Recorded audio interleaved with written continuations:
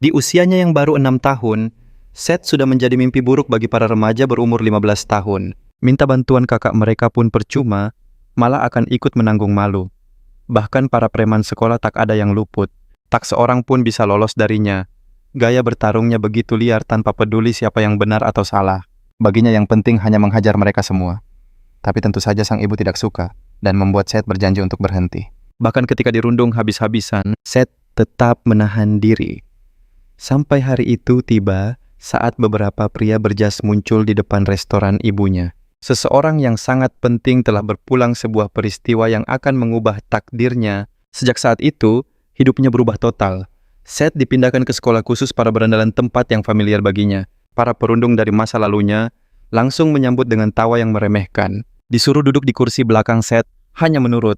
Tak lama gerombolan itu mendekat, mulai mengintimidasi dan mengejeknya. Tapi kali ini berbeda, Seth tampak tak acuh.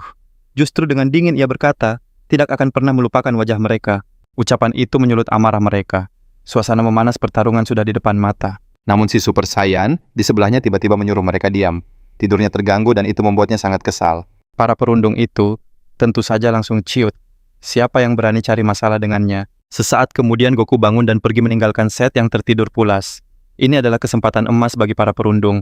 Apa Goku sengaja memberinya ruang? Mereka bersiap menghajar Seth yang tampak tak berdaya. Tiba-tiba seorang gadis maju melindunginya. Dia bukan sekadar ketua kelas, tapi juga gadis yang pernah ia bela di masa kecil. Tapi Seth bukanlah pria yang akan bersembunyi di balik punggung seorang gadis. Seth membuka matanya menyapa teman-teman lamanya. Dulu ia menahan diri karena janji pada ibunya. Tapi pesan ayahnya berbeda, jangan pernah biarkan seorang pun mengalahkanmu. Dan kini pelajaran akan segera dimulai. Saat Goku kembali, ia melihat Seth sudah kembali terlelap dengan tenang. Sang ketua kelas hanya bisa terpana, menghabisi 3 orang dengan mudah, lalu kembali tidur seolah tak terjadi apa-apa. Pria berhidung bengkok itu pun melapor pada bosnya, tapi ia menyembunyikan identitas asli penyerangnya. Si bos Tambun itu jelas langsung datang untuk balas dendam.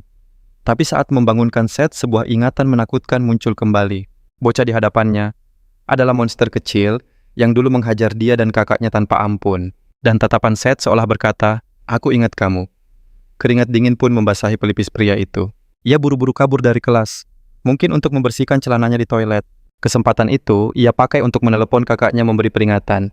Esok harinya seorang guru baru memasuki kelas mereka. Urat di pelipisnya langsung menonjol melihat 2 murid tertidur lelap di barisan belakang. Pria berotot itu mendekat dengan geram menjewer telinga mereka dan berteriak melarang mereka tidur di jam pelajarannya. Tapi saat si ketua kelas bilang Seth adalah murid pindahan kemarin, amarah sang guru seakan meledak. Sesaat kemudian mereka sudah berbaris di lintasan lari sekolah. Hukumannya lari 3 putaran.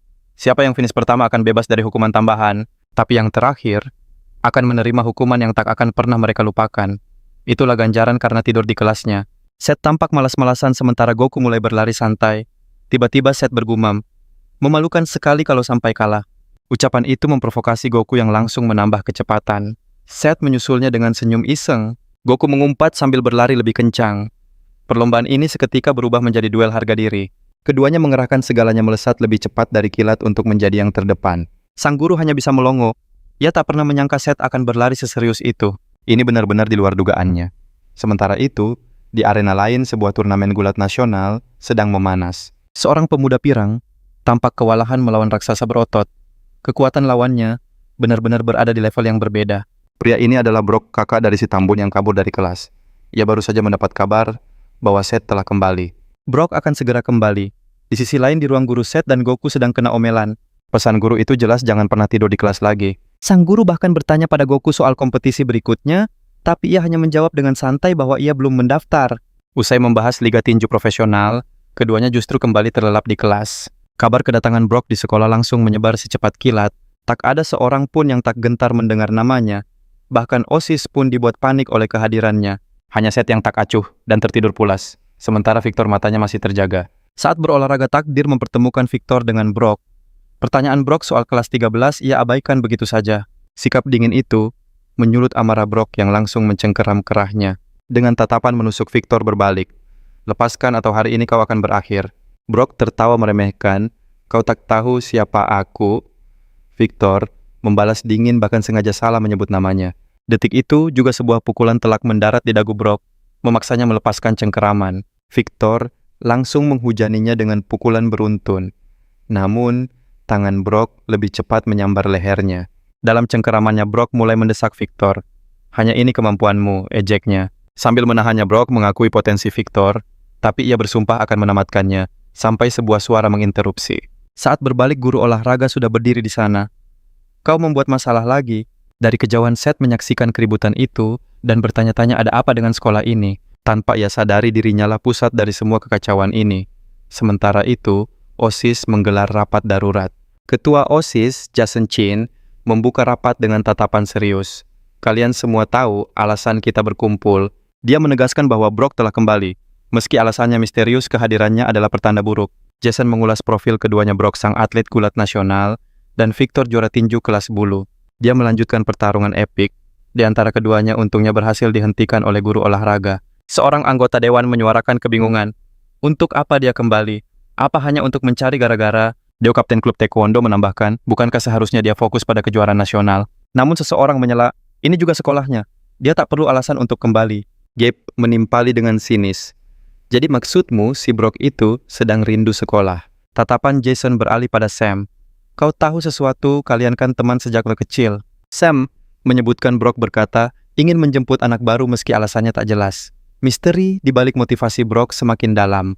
Di saat yang sama, Seth melangkah santai meninggalkan gerbang sekolah. Sebuah mobil hitam mewah telah menunggunya.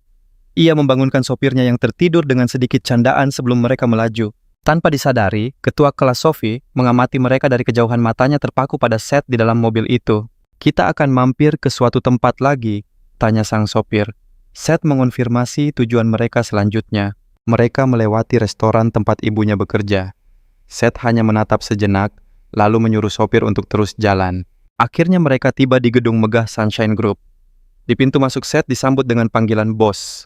Begitu turun dari mobil, barisan karyawan telah menyambutnya dengan penuh hormat.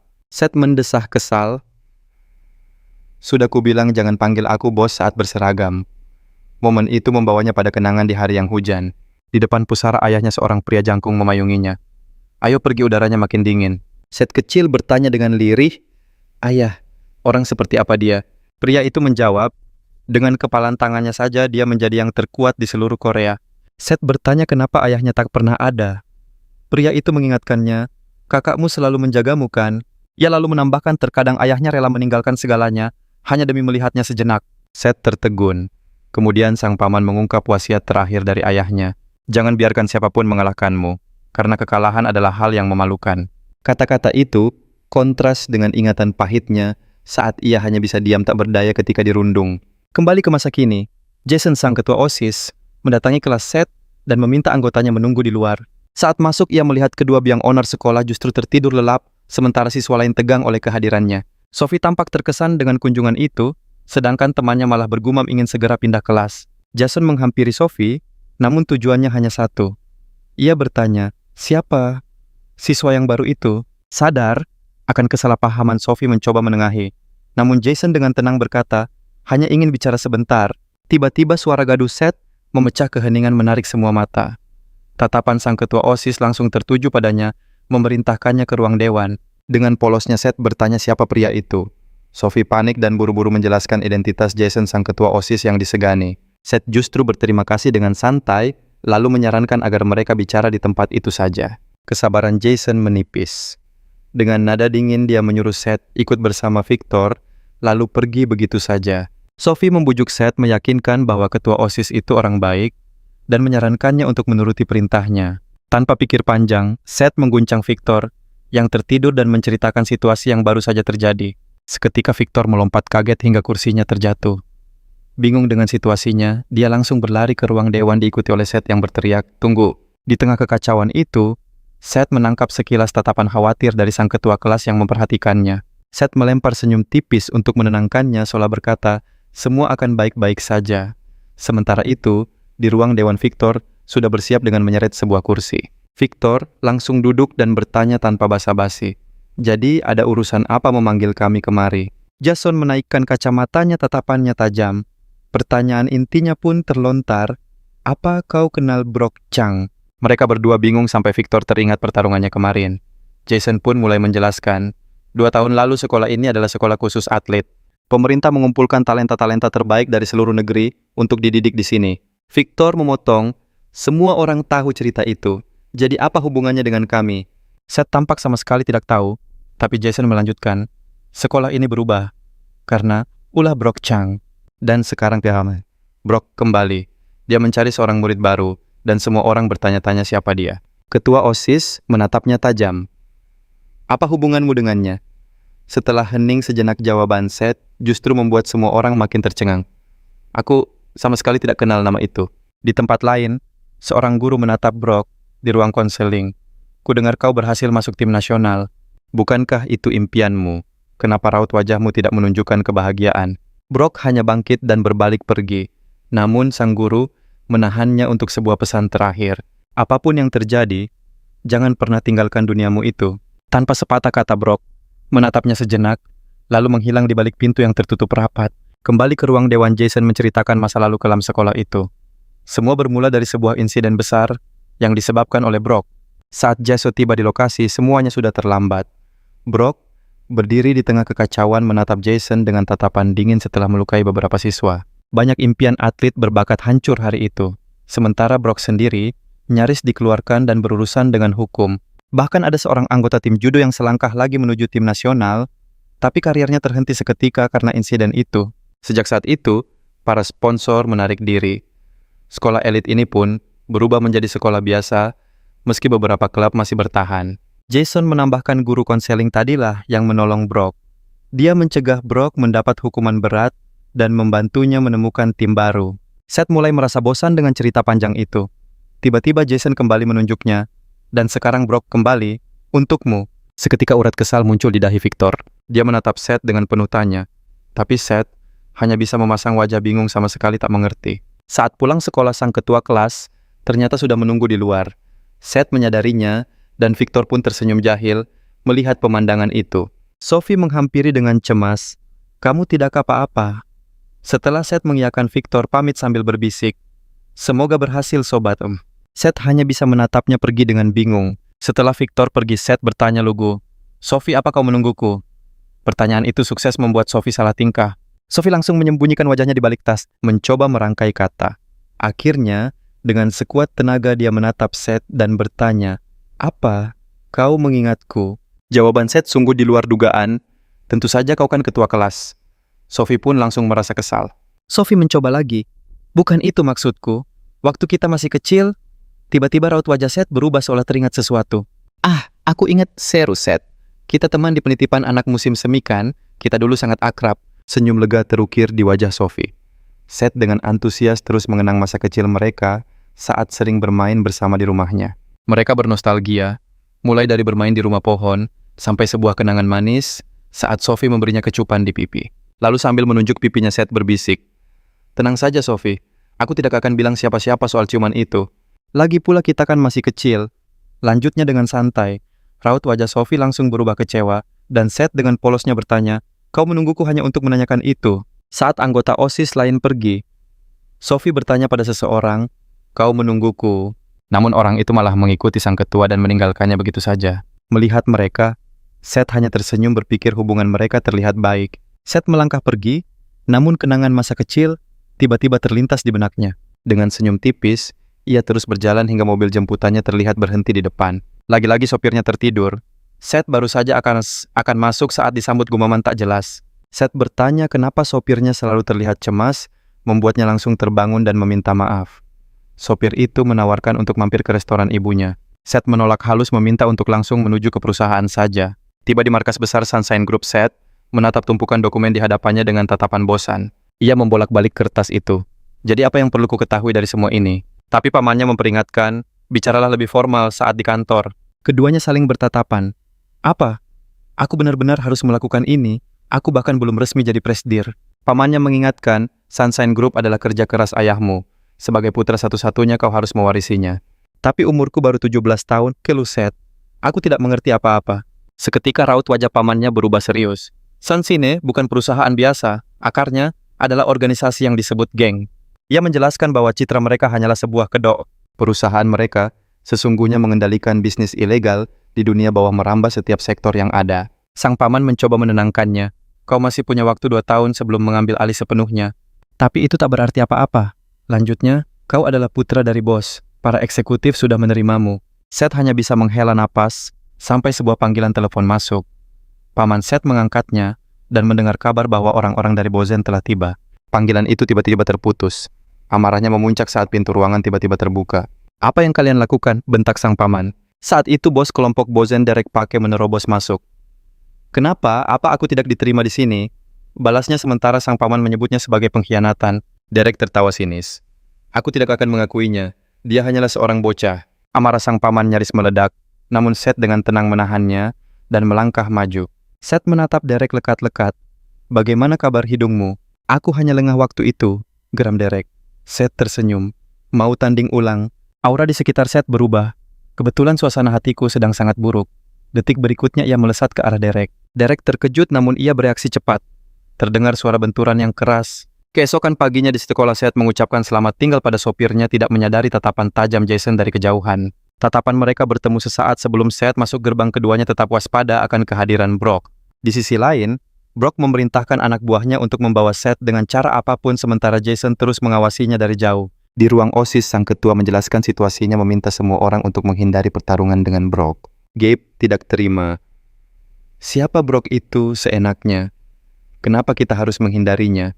Ketua OSIS menjelaskan bahwa sebagai perwakilan nasional, Brock tak punya alasan untuk mencari gara-gara dengan mereka. Tapi itu justru membuat Gabe semakin marah. Baginya kekacauan di sekolah adalah kesalahan Brock. Sang ketua mengakhiri diskusi mengatakan, tak ada yang bisa mereka lakukan membuat amarah Gabe meledak. Ia mengingatkan bahwa mereka semua masuk sekolah atletik ini, namun kehilangan segalanya karena ulah Brock. Semua orang terdiam mengakui kebenarannya. Tapi, mereka benar-benar tak berdaya. Gabe menendang kursi dengan frustrasi. "Aku akan merebut kembali semua yang telah Brock ambil dariku dengan cara apapun." Sementara itu, Goblin memasuki kelas Seth dan mendapatinya tertidur pulas seperti biasa. Dengan hati-hati yang membangunkannya, "Ada yang ingin kubicarakan di luar." Seth bergumam kalau ia mengantuk, tapi Goblin menegaskan ini penting. Akhirnya Seth setuju untuk ikut. "Di luar?" tanya Seth. Goblin mengangguk. Dari kursinya, Victor memperhatikan mereka berdua pergi. Saat mereka berjalan menyusuri koridor, Sophie menatap dengan cemas, merasakan firasat buruk akan terjadi. Setelah menumbangkan semua kroco suruhan Gabe, Brock menghela napas bosan. Cuma segini kemampuan mereka. Sindirnya membuat Gabe murka. Sang atlet melesatkan tendangan namun Brock dengan mudah menahannya. Detik berikutnya Brock mencengkeram kakinya. "Semoga kau sudah berdoa," bisiknya dingin. Kakinya ditarik, tubuh Gabe pun dihempaskan ke tanah dengan keras. Menatap lawannya, yang tak sadarkan diri, Brock hanya merasakan kehampaan. "Akan kupastikan kau tak akan bisa melangkah lagi," gumamnya. Namun niatnya terhenti oleh kedatangan sang ketua OSIS yang mengintervensi. Brock mengenalinya. "Jason, kenapa kau di sini?" tanya Jason, tahu Brock tak punya urusan dengan sekolah ini. "Aku tidak ada masalah dengan sekolah," jawab Brock. "Aku hanya ingin menyapa murid baru itu." Jason memperingatkan Brock untuk tidak membuat keributan lagi di wilayah sekolah. Brock menyeringai. "Jabatan dan kekayaan keluargamu mungkin membuat semua orang takut, tapi aku berbeda." Sang ketua OSIS bergeming. "Aku tidak bisa membiarkanmu membahayakan seluruh sekolah ini." Tiba-tiba Seth muncul diantar oleh Goblin. Tatapan keduanya langsung terkunci.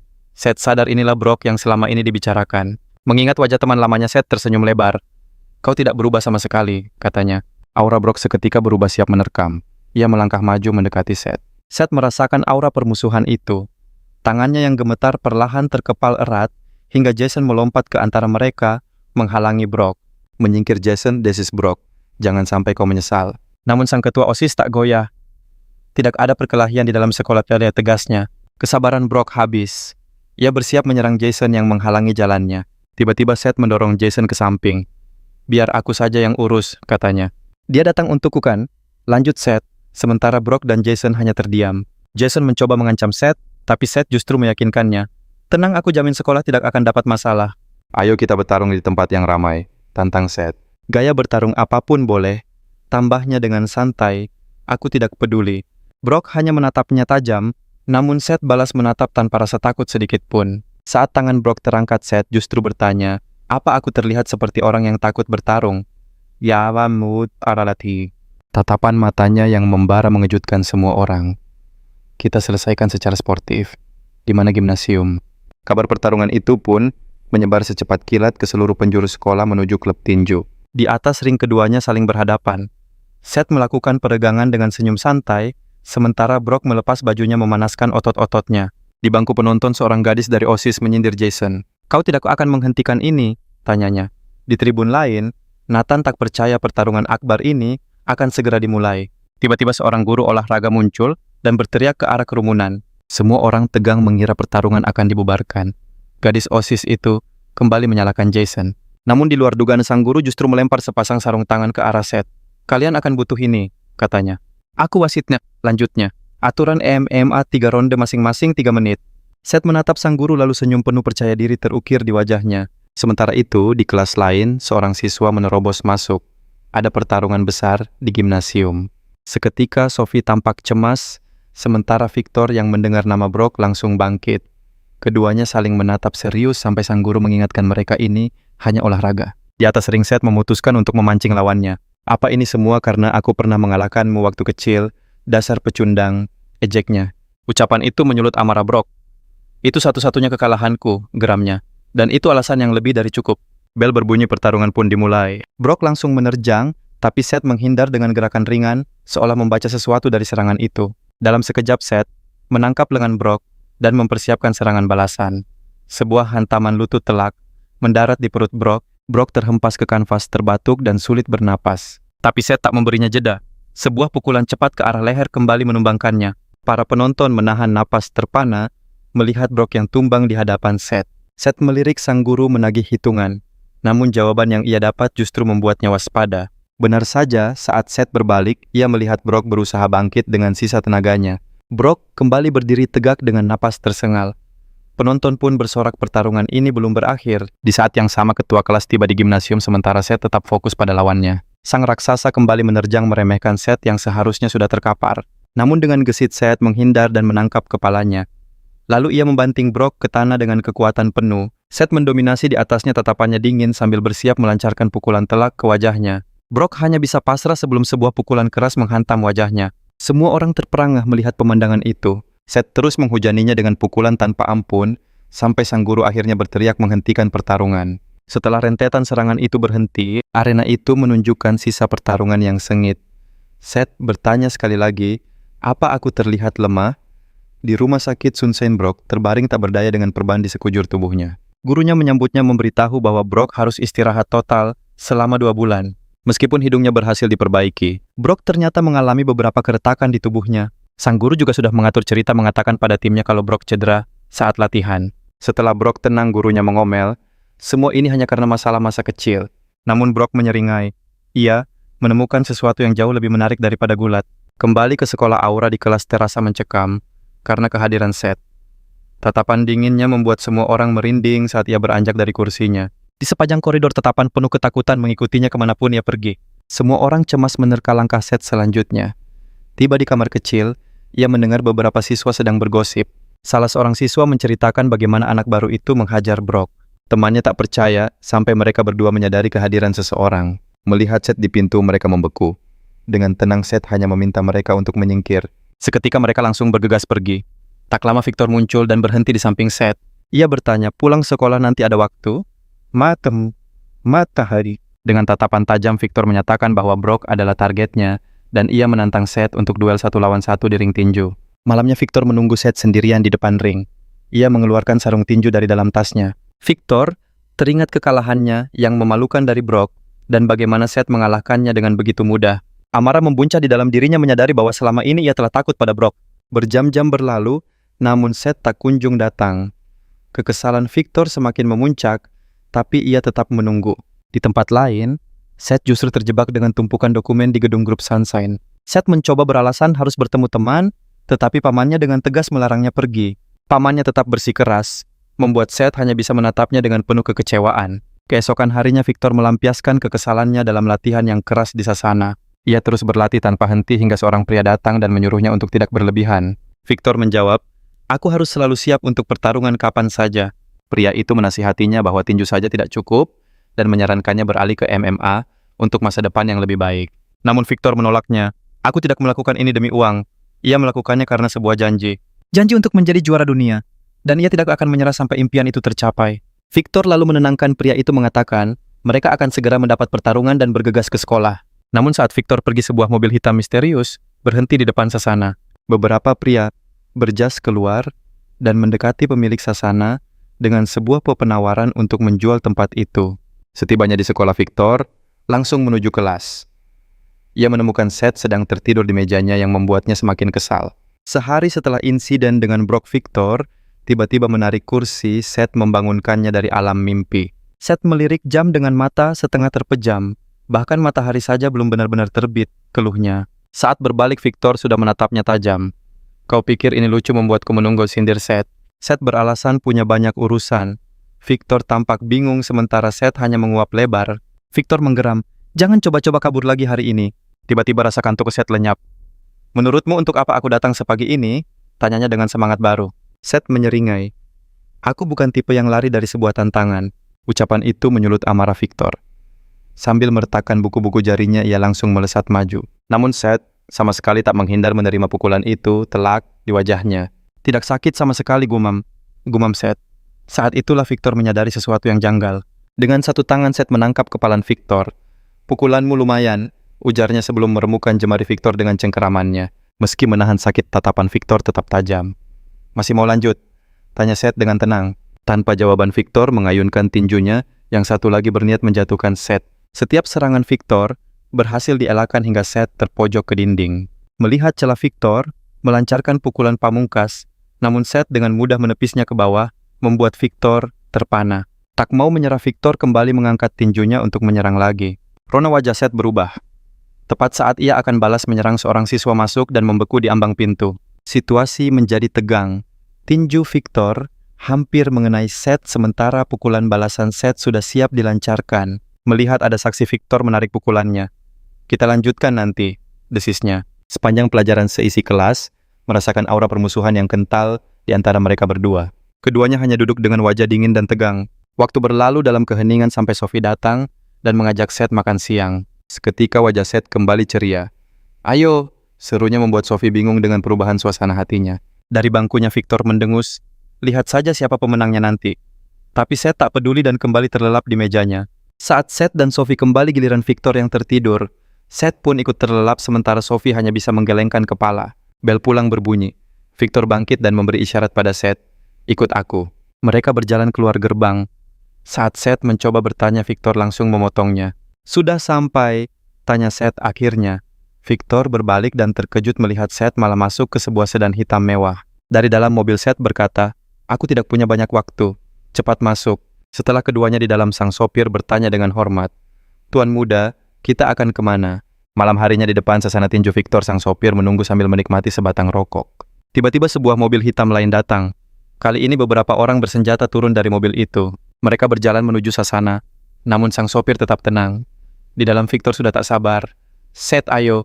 Pandangan Seth teralihkan pada sebuah foto di dinding. Seorang petarung tangguh bersama seorang anak kecil. Victor makin tak sabar. Cepatlah. Bukankah kau bilang sibuk? Saat Seth melangkah ke atas ring, Victor mengaku, sejak engkau pindah, aku sudah penasaran denganmu. Seth membalas dengan santai. Penasaran bukankah kau lebih sering tidur? Komentar itu membuat Victor geram. Victor menyeringai. Kali ini tidak ada sarung tangan. Ini adalah duniaku. Keduanya saling bertatapan tajam. Perlahan Seth melonggarkan dasinya dan mulai membuka kemejanya. Saat kemeja itu terbuka, Victor tertegun. Seluruh tubuh Seth dipenuhi oleh bekas luka. Kenapa kau takut? Provokasi Seth. Amarah Victor memuncak. Ia langsung melesat maju dengan kecepatan penuh. Tepat saat tinju Victor hampir mendarat di wajah Seth, sebuah teriakan menghentikan gerakannya. Pelatih Victor muncul di pintu dengan napas terengah-engah. Victor, siapa orang-orang di luar sasana itu? Seth melangkah keluar dan melihat sopirnya dengan mudah telah melumpuhkan semua penyusup bersenjata itu. Apa yang terjadi? Tanya Seth. Sang sopir menjawab dengan tenang, mereka berniat menyerang tuan muda. Seth menuntut jawaban siapa mereka dan apa alasan mereka melakukan ini. Sopir itu mengaku tidak tahu apa-apa. Jadi Seth membawa salah satunya untuk diinterogasi lebih lanjut. Sementara itu, di gedung Sun Sini, terungkap bahwa game tersebut memiliki utang yang belum lunas dan itulah sebabnya mereka mengincar beberapa akun. Seth bertanya apakah mereka berniat merebut gedung game itu secara paksa. Pria itu menyangkal mereka hanya berniat membeli game sang pelatih. Seth menoleh pada pamannya, bingung harus berbuat apa. Sang paman justru balik bertanya apa yang sebenarnya Seth inginkan. Di sisi lain, suasana sekolah sedang tegang. Guru bertanya mengapa Victor tidak hadir. Semua mata langsung tertuju pada Seth dengan curiga, dan Sophie menoleh dengan cemas. Namun sang guru mengabaikan ketidakhadiran itu dan memutuskan untuk memulai kelas. Waktu terus berjalan tapi Victor tak kunjung muncul. Tiba-tiba sosok Victor berdiri di ambang pintu meminta Seth untuk bicara di luar. Keduanya meninggalkan kelas, membuat hati Sophie semakin resah. Di samping gedung sekolah, Victor berdiri di hadapan Seth sambil memegang sebuah amplop. Victor menyodorkannya, bertanya amplop apa ini sebenarnya karena ia baru menerimanya kemarin. Victor menjelaskan bahwa utangnya dan utang ayahnya telah lunas, bahkan dengan bunganya. Seth hanya bertanya lalu apa masalahnya. Sikap tenang itu menyulut amarah Victor. "Apa ini semua perbuatanmu?" tanyanya tajam. Dengan jawaban itu, Victor membentak Seth untuk tidak pernah ikut campur dalam urusan keluarganya. Tapi Seth bertanya dengan dingin, "Apa begitu caramu melindungi harga dirimu?" Kata-kata itu menusuk Victor, membuatnya langsung mencengkeram kerah baju Seth. "Seth, tetap tenang. Kembalikan saja uangnya kalau kau tidak butuh bantuanku." Victor menjelaskan bahwa para penagih utang itu telah menghilang.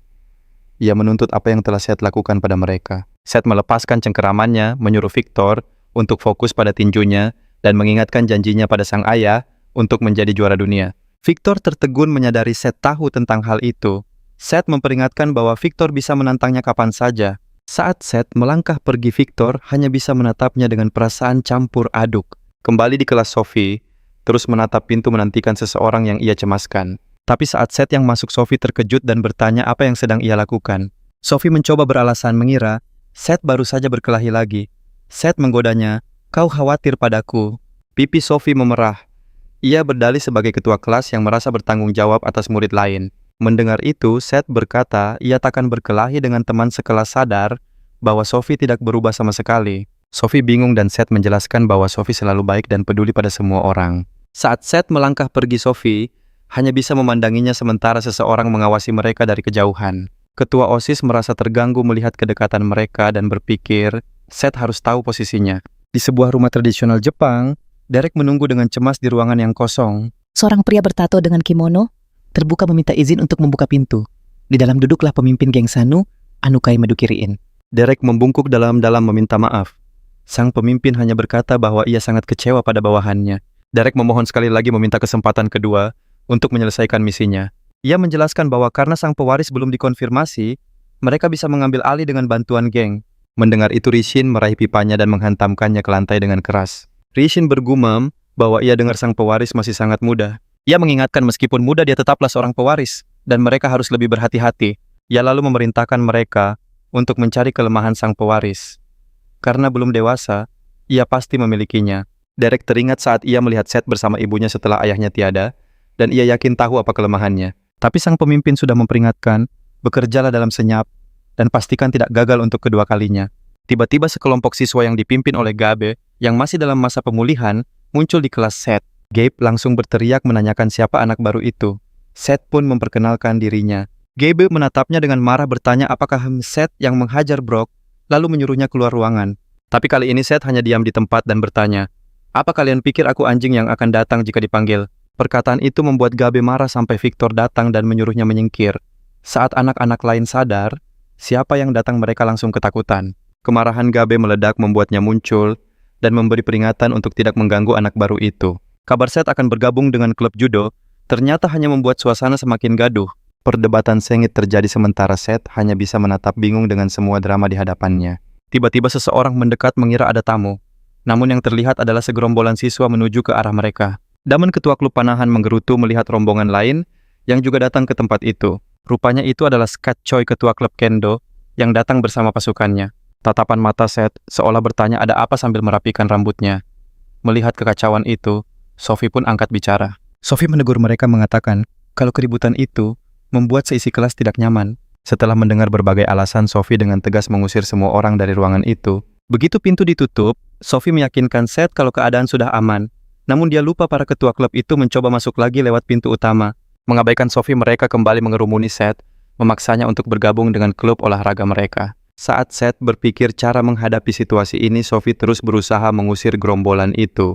Tepat pada saat itu, guru olahraga muncul dan langsung menegur semua yang ada di sana. Setelah suasana hening sejenak, sang guru berkata, dia paham situasinya dan menyuruh semua orang kembali. Tak bisa berkutik, mereka semua pergi. Namun GB berjanji akan kembali untuk bicara dengannya nanti. Sang guru memanggil Seth ke ruang konseling, membuat Seth semakin tidak mengerti apa yang sedang terjadi. Di dalam ruangan guru itu, mengingatkan bahwa sekolah mereka adalah sekolah atlet dan memintanya bergabung dengan sebuah klub. Seth hanya menatap bingung sampai sang guru teringat pada sosok Brock. Dia menjelaskan bahwa Brock dulu seperti Seth jadi rebutan semua klub sampai akhirnya Brock terlibat dalam insiden perkelahian itu. Seth sadar guru ini hanya ingin mencegahnya membuat masalah. Ia pun mengangguk paham. Namun Seth dengan tegas menolak, mengatakan dia tidak punya waktu untuk fokus pada olahraga. Sang guru kesal dan meremehkannya. Seth hanya merespon dengan tenang, "Aku lebih dari yang terlihat." Seth juga menambahkan bahwa yang seharusnya dinasihati adalah para siswa itu, bukan dirinya. Ucapan itu membuat sang guru terdiam. Seth lalu memintanya untuk memastikan mereka tidak mengganggunya lagi. Sebagai penutup, Seth menegaskan, "Aku tidak pernah lari dari pertarungan." Sementara itu, Jason yang menguping dari balik pintu semakin kesal dan menganggap Seth sangat sombong. Jason lalu pergi ke sebuah gedung sekolah tua tempat sekelompok berandalan biasa berkumpul. Salah satu dari mereka tampak terkesan dengan kedatangan sang ketua OSIS. Dia bertanya apa urusan ketua OSIS, dan Jason menjawab singkat dia butuh bantuan untuk membereskan seseorang. Sore harinya Seth pun pulang. Saat Seth melewati sebuah celah, seseorang menyergapnya dari belakang dengan balok kayu itu. Beberapa saat kemudian, Seth membuka matanya sudah berada di hadapan pria yang berbicara dengan Jason. Pria itu menyeringai sementara Seth menatapnya dengan tajam, walau kepalanya terluka. Ketika Seth mencoba berdiri, sebuah pukulan balok kayu kembali mendarat di punggungnya. Seth balas menatap dengan tatapan yang sangat serius, membuat lawannya menjadi kesal. Salah satu dari mereka mengejek. Katanya bisa mengalahkan Brock, tapi kelihatannya lemah sekali. Sambil berdiri tegak, Seth justru berkata, "Situasi yang menarik." Sang pemimpin terkejut melihat Seth sama sekali tidak terlihat takut. Saat itu juga pria dengan balok kayu mencoba menyerangnya sekali lagi. Namun kali ini Seth sudah siap. Ia menghindar lalu melancarkan pukulan telak ke arah tangannya. Serangan balasan itu berhasil melucuti senjatanya, membuat balok kayu itu terlempar ke udara. Sang pemimpin terkesan sementara lawannya menjerit kesakitan. Tangan itu hancur dan Seth hanya berkomentar dingin, "Berisik sekali." Belum selesai, Seth menghajarnya dengan 2 pukulan cepat membuatnya tumbang, lalu bertanya, "Kalian ini siapa?" Melihat pemimpin mereka terdiam, Seth melanjutkan, "Sebenarnya aku tidak peduli. Ayo selesaikan ini dengan cepat." "Sombong sekali teriak sang pemimpin lalu memberi perintah agar semuanya maju menyerang Seth. Seth mengamati lawan-lawannya yang kini mengepungnya, dan bersiap saat mereka semua serentak menyerbu. Seth menghela napas ringan, dan saat mereka mendekat ia mulai bergerak menumbangkan mereka satu persatu dengan mudah. Satu persatu mereka tumbang di hadapan Seth. Melihat celah, satu orang nekat menyerang dengan rantai. Seth menghindar balas menghantam wajahnya saat tangan lain mencoba menguncinya dari belakang. Tapi Seth lebih cerdik. Ia menarik si pengguna rantai menjadikannya tameng hidup bagi serangan lain. Rantai itu kini di tangannya. Seringai tipis terukir. Ini baru seru. Amarah sang pemimpin meledak memerintahkan anak buahnya untuk segera bertindak. Mereka pun mengeluarkan senjata pamungkas untuk mengakhiri semuanya. Serangan pertama datang, namun Seth menghindar dengan mudah. Dan saat itulah, rentetan pukulan, Seth tak terhentikan menyingkirkan semua penghalang. Tapi tiba-tiba tubuhnya terkunci saat sebuah tongkat siap mengayun ke arahnya. Sebelum tongkat itu mendarat, sebuah tendangan telak mengenai wajah si penyerang sambil melemparkan yang menahannya ke dinding. Kini bebas. Seth berbalik dan mendaratkan serangkaian hantaman tanpa ampun. Dari titik buta serangan lain, datang untuk menyelesaikan pertarungan ini. Pukulan telak akhirnya mendarat di kepala Seth. Rasa nyeri langsung menjalar. Saat Seth melihat cairan merah di tangannya, sesuatu dalam dirinya seakan bangkit. Tatapannya berubah dingin. Detik berikutnya amukannya tak lagi terbendung. Sang pemimpin hanya bisa terpaku tak percaya dengan pemandangan di depannya. Semua anak buahnya tumbang, hanya Seth yang masih berdiri tegak. Tiba-tiba sebuah ingatan masa lalu terlintas di benak pemimpin itu, bocah yang sama, yang saat Seth mendekat pemimpin itu gemetar ketakutan, cengkeraman dingin terasa di lehernya. Katakan, siapa dalang di balik semua ini? Urusan di gedung tua telah selesai, Seth pun kembali ke sekolah. Sementara itu, di ruang OSIS, Jason mulai gelisah. Kenapa belum ada kabar sama sekali? Di saat yang sama Seth sudah tiba. Pintu ruang OSIS terbuka membuat semua orang di dalam terkejut. Seth melangkah masuk dengan tenang. Jason menghadangnya, "Apa maumu di sini?" Seth hanya membalas dengan senyuman misterius. Dalam sekejap Seth mencengkeram leher Jason dan membenturkannya ke meja. "Kenapa kau menyuruh mereka desak Seth?" Tiba-tiba Sophie masuk ke ruangan dan terpaku melihat pemandangan itu. Melihat Sophie, Seth melepaskan cengkeramannya. Ia mundur perlahan. "Kau beruntung kali ini." Seth berbalik menuju pintu diiringi tatapan ngeri dari Sophie. Seth seolah mengerti situasinya dan pergi tanpa berkata apa-apa lagi. Keesokan paginya Sophie tampak murung. Bayangan kejadian semalam masih menghantuinya matanya tanpa sadar mencari sosok Seth. Di gerbang sekolah mobil Seth berhenti. Pamannya berkata, "Aku takkan bertanya, tapi mulai sekarang kau akan dikawal." Seth menolak keras, "Tidak ada apa-apa." Pamannya tak percaya. "Luka di wajahmu itu buktinya." Perdebatan singkat terjadi hingga Seth mengakhirinya, "Aku mohon jangan lakukan itu." Tapi pamannya mengingatkan, "Kita sedang ada masalah dengan para pemimpin Bozen dan Pen. Lebih baik bersiap." Tegasnya meminta para pengawal tak terlihat. Saat Seth masuk kelas, Sophie terkesiap melihatnya. Victor menyambutnya di meja. "Wah, memalukan sekali. Kau dihajar ya?" Seth menjelaskan 11 lawan 1. Victor hanya tertawa alasan. Tiba-tiba pengeras suara berbunyi memanggil Seth ke ruang kepala sekolah. Sophie dan Victor saling berpandangan. Victor berbisik, "Ini pasti ulah Jason. Pamannya kepala sekolah dan ayahnya pemilik yayasan ini." Victor memperingatkan, "Hati-hati Seth. Kita tidak tahu apa yang bisa mereka lakukan." Saat Seth membuka pintu ruangan, ia melihat Jason sudah menunggunya bersama beberapa staf. Kepala sekolah Kelvin Shin langsung menyapanya, "Kau sudah membuat banyak sekali masalah sejak pindah ke sini." Di sudut ruangan, Jason tersenyum penuh kemenangan. Kepala sekolah mulai membacakan daftar pelanggaran Seth, termasuk penyerangan terhadap ketua OSIS. Dan keputusannya, "Kau dikeluarkan dari sekolah." Senyum Jason melebar sampai ia menyadari reaksi Seth yang hanya tersenyum balik dan bertanya, "Anda serius?" Seketika Seth langsung menelepon seseorang. Sebuah perintah singkat untuk pamannya Belly sekolah ini. Tak lama deretan mobil mewah mulai mengepung sekolah menarik perhatian semua siswa. Paman Seth melangkah keluar diiringi para pengawal. Kelvin yang melihatnya mulai panik, menyadari apa yang telah ia perbuat. Detik berikutnya pintu ruang kepala sekolah didobrak paksa. Jason mencoba menghalangi, tapi langsung dibungkam oleh seorang pengawal yang menyuruhnya diam. Sang paman menyodorkan sebuah amplop pada kepala sekolah yang marah. Dengan dingin ia menyuruhnya untuk membaca isinya. Setelah beberapa saat menatapnya, kepala sekolah membuka amplop itu, dan wajahnya langsung pucat pasi. Di dalamnya bukti kegiatan ilegal yayasan. Tawarannya sederhana, serahkan sekolah, atau semua ini terungkap. Kelvin mencoba protes, tapi sebuah cengkeraman kuat di lehernya membuatnya terdiam. Sang paman lalu mengungkap fakta lain, bahwa Kelvin telah memakai uang makan siang siswa untuk kepentingan pribadi. Di kediaman Shin, Kelvin memohon maaf pada kakaknya karena terpaksa menjual sekolah, namun yang ia dapat hanyalah makian. Kakaknya mengumpat tak percaya dengan apa yang didengarnya, sementara Kelvin hanya bisa memberi alasan. Ia memeriksa dokumen pengambilalihan itu, dan matanya terpaku pada satu nama Sunshine Group. Sekelompok penjahat, gumamnya. Di tempat lain, Jason menceritakan segalanya pada ayahnya. Tanpa banyak kata, sang ayah langsung menghubungi seorang senator. Ia bertanya pada sekretarisnya, apa mereka pernah mendengar tentang Sunshine Group. Sementara itu, di markas Sunshine, sang paman melapor pada Seth. Terlalu mudah nikah, katanya, karena mereka memang bersalah. Meski Seth cemas ini akan jadi masalah, sang paman justru membeberkan semua daftar kejahatan yang mereka temukan. Seth terkesan, dan pamannya menjelaskan bahwa mereka sudah bersiap sejak Seth masuk ke sekolah itu. Tapi kemudian sang paman bertanya siapa yang akan menjadi direktur baru, yakin Seth sudah punya nama. Namun di luar dugaan Seth sama sekali belum memikirkan hal itu. Keesokan harinya Seth tiba di kelas dengan santai dan langsung menuju mejanya. Victor menatapnya penuh selidik, tapi Seth balas menatap dengan tajam hingga Victor menyerah. Setelah saling tatap, Victor menunduk kalah. Dari jauh Sophie mengumpulkan keberanian untuk mendekatinya. Sophie bertanya apakah terjadi sesuatu karena ia tak melihat Seth setelah insiden di ruang kepala sekolah. "Kau khawatir padaku?" tanya Seth. Sophie menjawab, "Kita kan teman sekelas." Seth tertawa kecil lalu tersenyum. "Tidak perlu khawatir." Tiba-tiba pintu kelas digebrak. Jason masuk dengan angkuh memanggil nama Seth. Semua mata tertuju padanya menantikan apa yang akan terjadi selanjutnya. Jason berteriak, "Kau pikir aku akan takut pada penjahat sepertimu?" Tapi begitu Seth bangkit, Jason langsung panik membanting pintu dan lari terbirit-birit, membuat semua orang bengong. Di ruang kepala sekolah, guru olahraga mengetuk pintu dan dipersilakan masuk. Paman Seth menyuruhnya duduk sambil terus menatap keluar jendela. Sang paman langsung ke intinya meminta guru itu untuk menjadi kepala sekolah yang baru. Ini adalah perintah dari pemilik baru sekolah.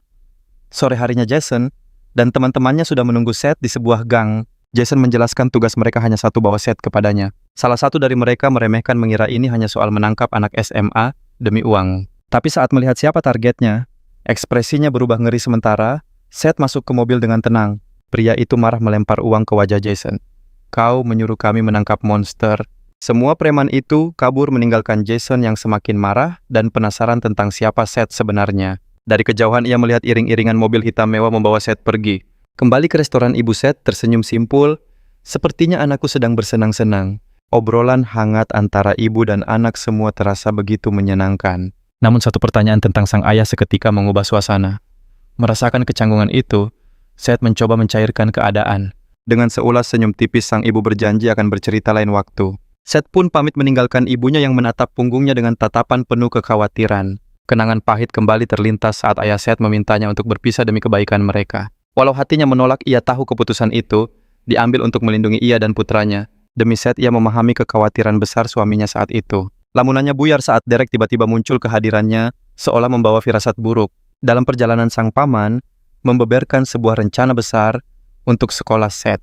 Melihat kondisi sekolah yang memprihatinkan Seth, bertanya soal penggunaan dana perusahaan. Sang paman berniat menginvestasikan $3 juta untuk membangkitkan kembali kejayaan sekolah atletik itu.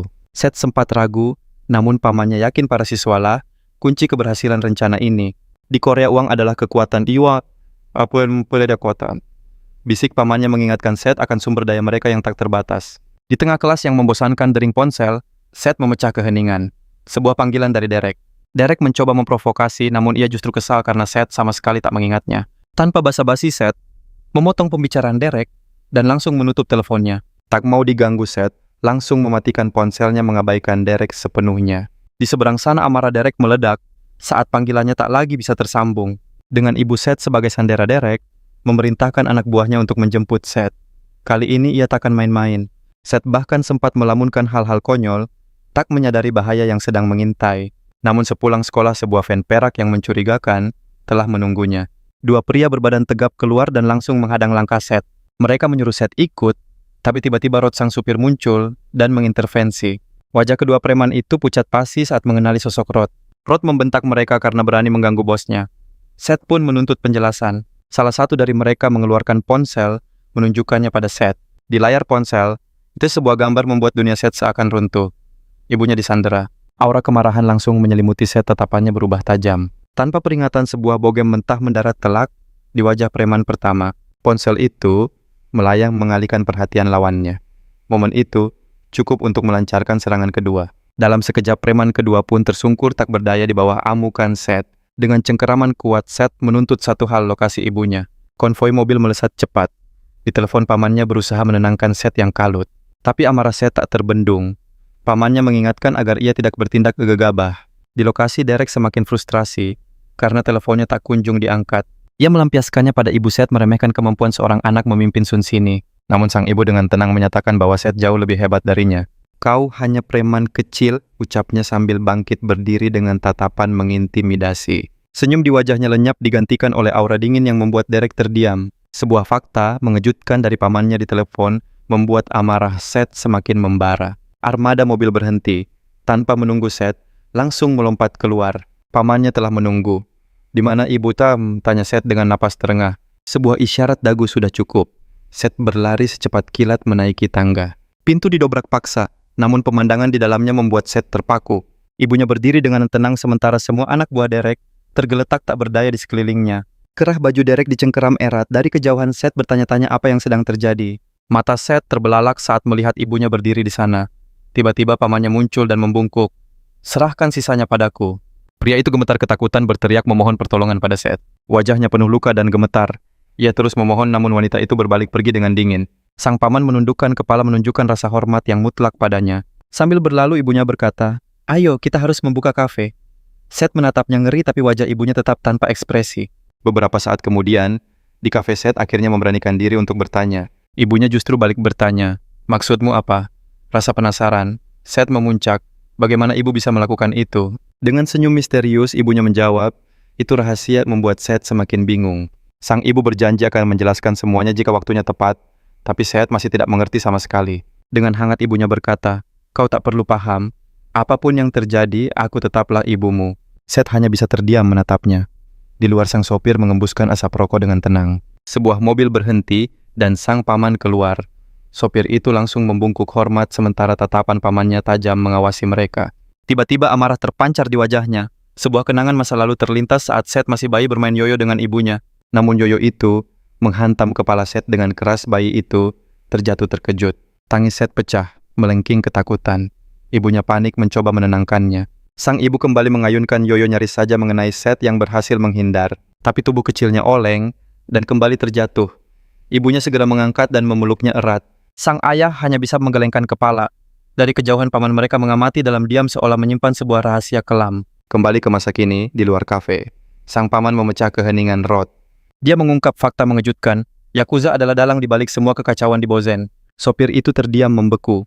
Dengan geram sang paman mengumpat kelompok Yakuza. Sang paman memberi perintah tegas. Jaga bosmu lebih baik. Baik, jawab Rod sambil membungkuk. Kau boleh membawa senjatamu, tambah pamannya. Rod menyeringai, senang. Terima kasih banyak.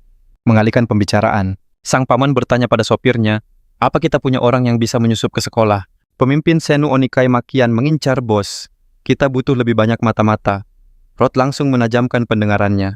Dia melanjutkan cari seseorang yang bisa menyamar sempurna sebagai murid baru. Sementara itu di rumah Sophie suasana meja makan terasa aneh.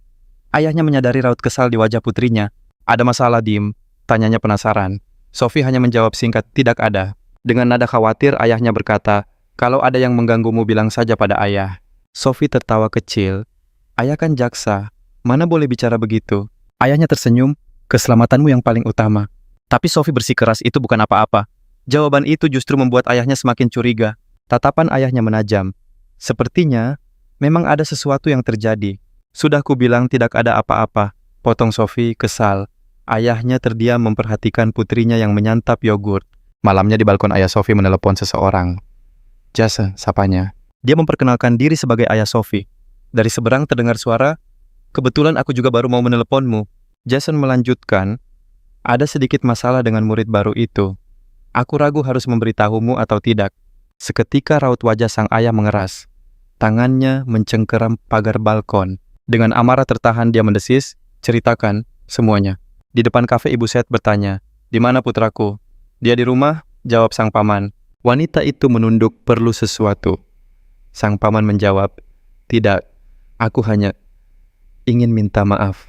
Sang ibu menegakkan tubuh, jangan khawatir. Biar kami antar pulang situasi belum aman, kata pamannya. Dengan senyum tipis yang penuh arti ibunya bertanya, apa kau lupa? Ipa, siapa aku? Ibunya menegaskan demi cinta terkadang jarak adalah pilihan terbaik. Ia meminta sang paman untuk fokus menjaga Seth. Mendengar itu sang paman hanya terdiam 1000 bahasa. Malam itu di kamarnya Seth sama sekali tidak bisa tidur nyenyak. Tiba-tiba matanya terbuka lebar dengan perasaan takut yang menyelimuti. Di mana ibu sementara itu di tempat lain, kisah Rod sang sopir dimulai. Siapakah pria ini? Ternyata ia adalah seorang pembalap. Beberapa waktu kemudian, di sebuah dojo pria itu terlihat tenang menikmati pipanya. Kalian gagal, tanyanya dingin. Bawahannya hanya bisa mengangguk pasrah. Pria tua itu menggerutu kesal. Aku tidak bisa percaya pada mereka, ucapnya. Sang bawahan pun bertanya cemas, lalu bagaimana nasib Sun Sin? Bukannya menjawab, ia justru balik bertanya, pemimpin mereka ada di sekolah persiapan kan? Setelah mendapat jawaban ia memberi perintah dengan tatapan tajam, kirim Acura ke sana. Mendengar nama itu saja, sudah membuat bawahannya gemetar ketakutan.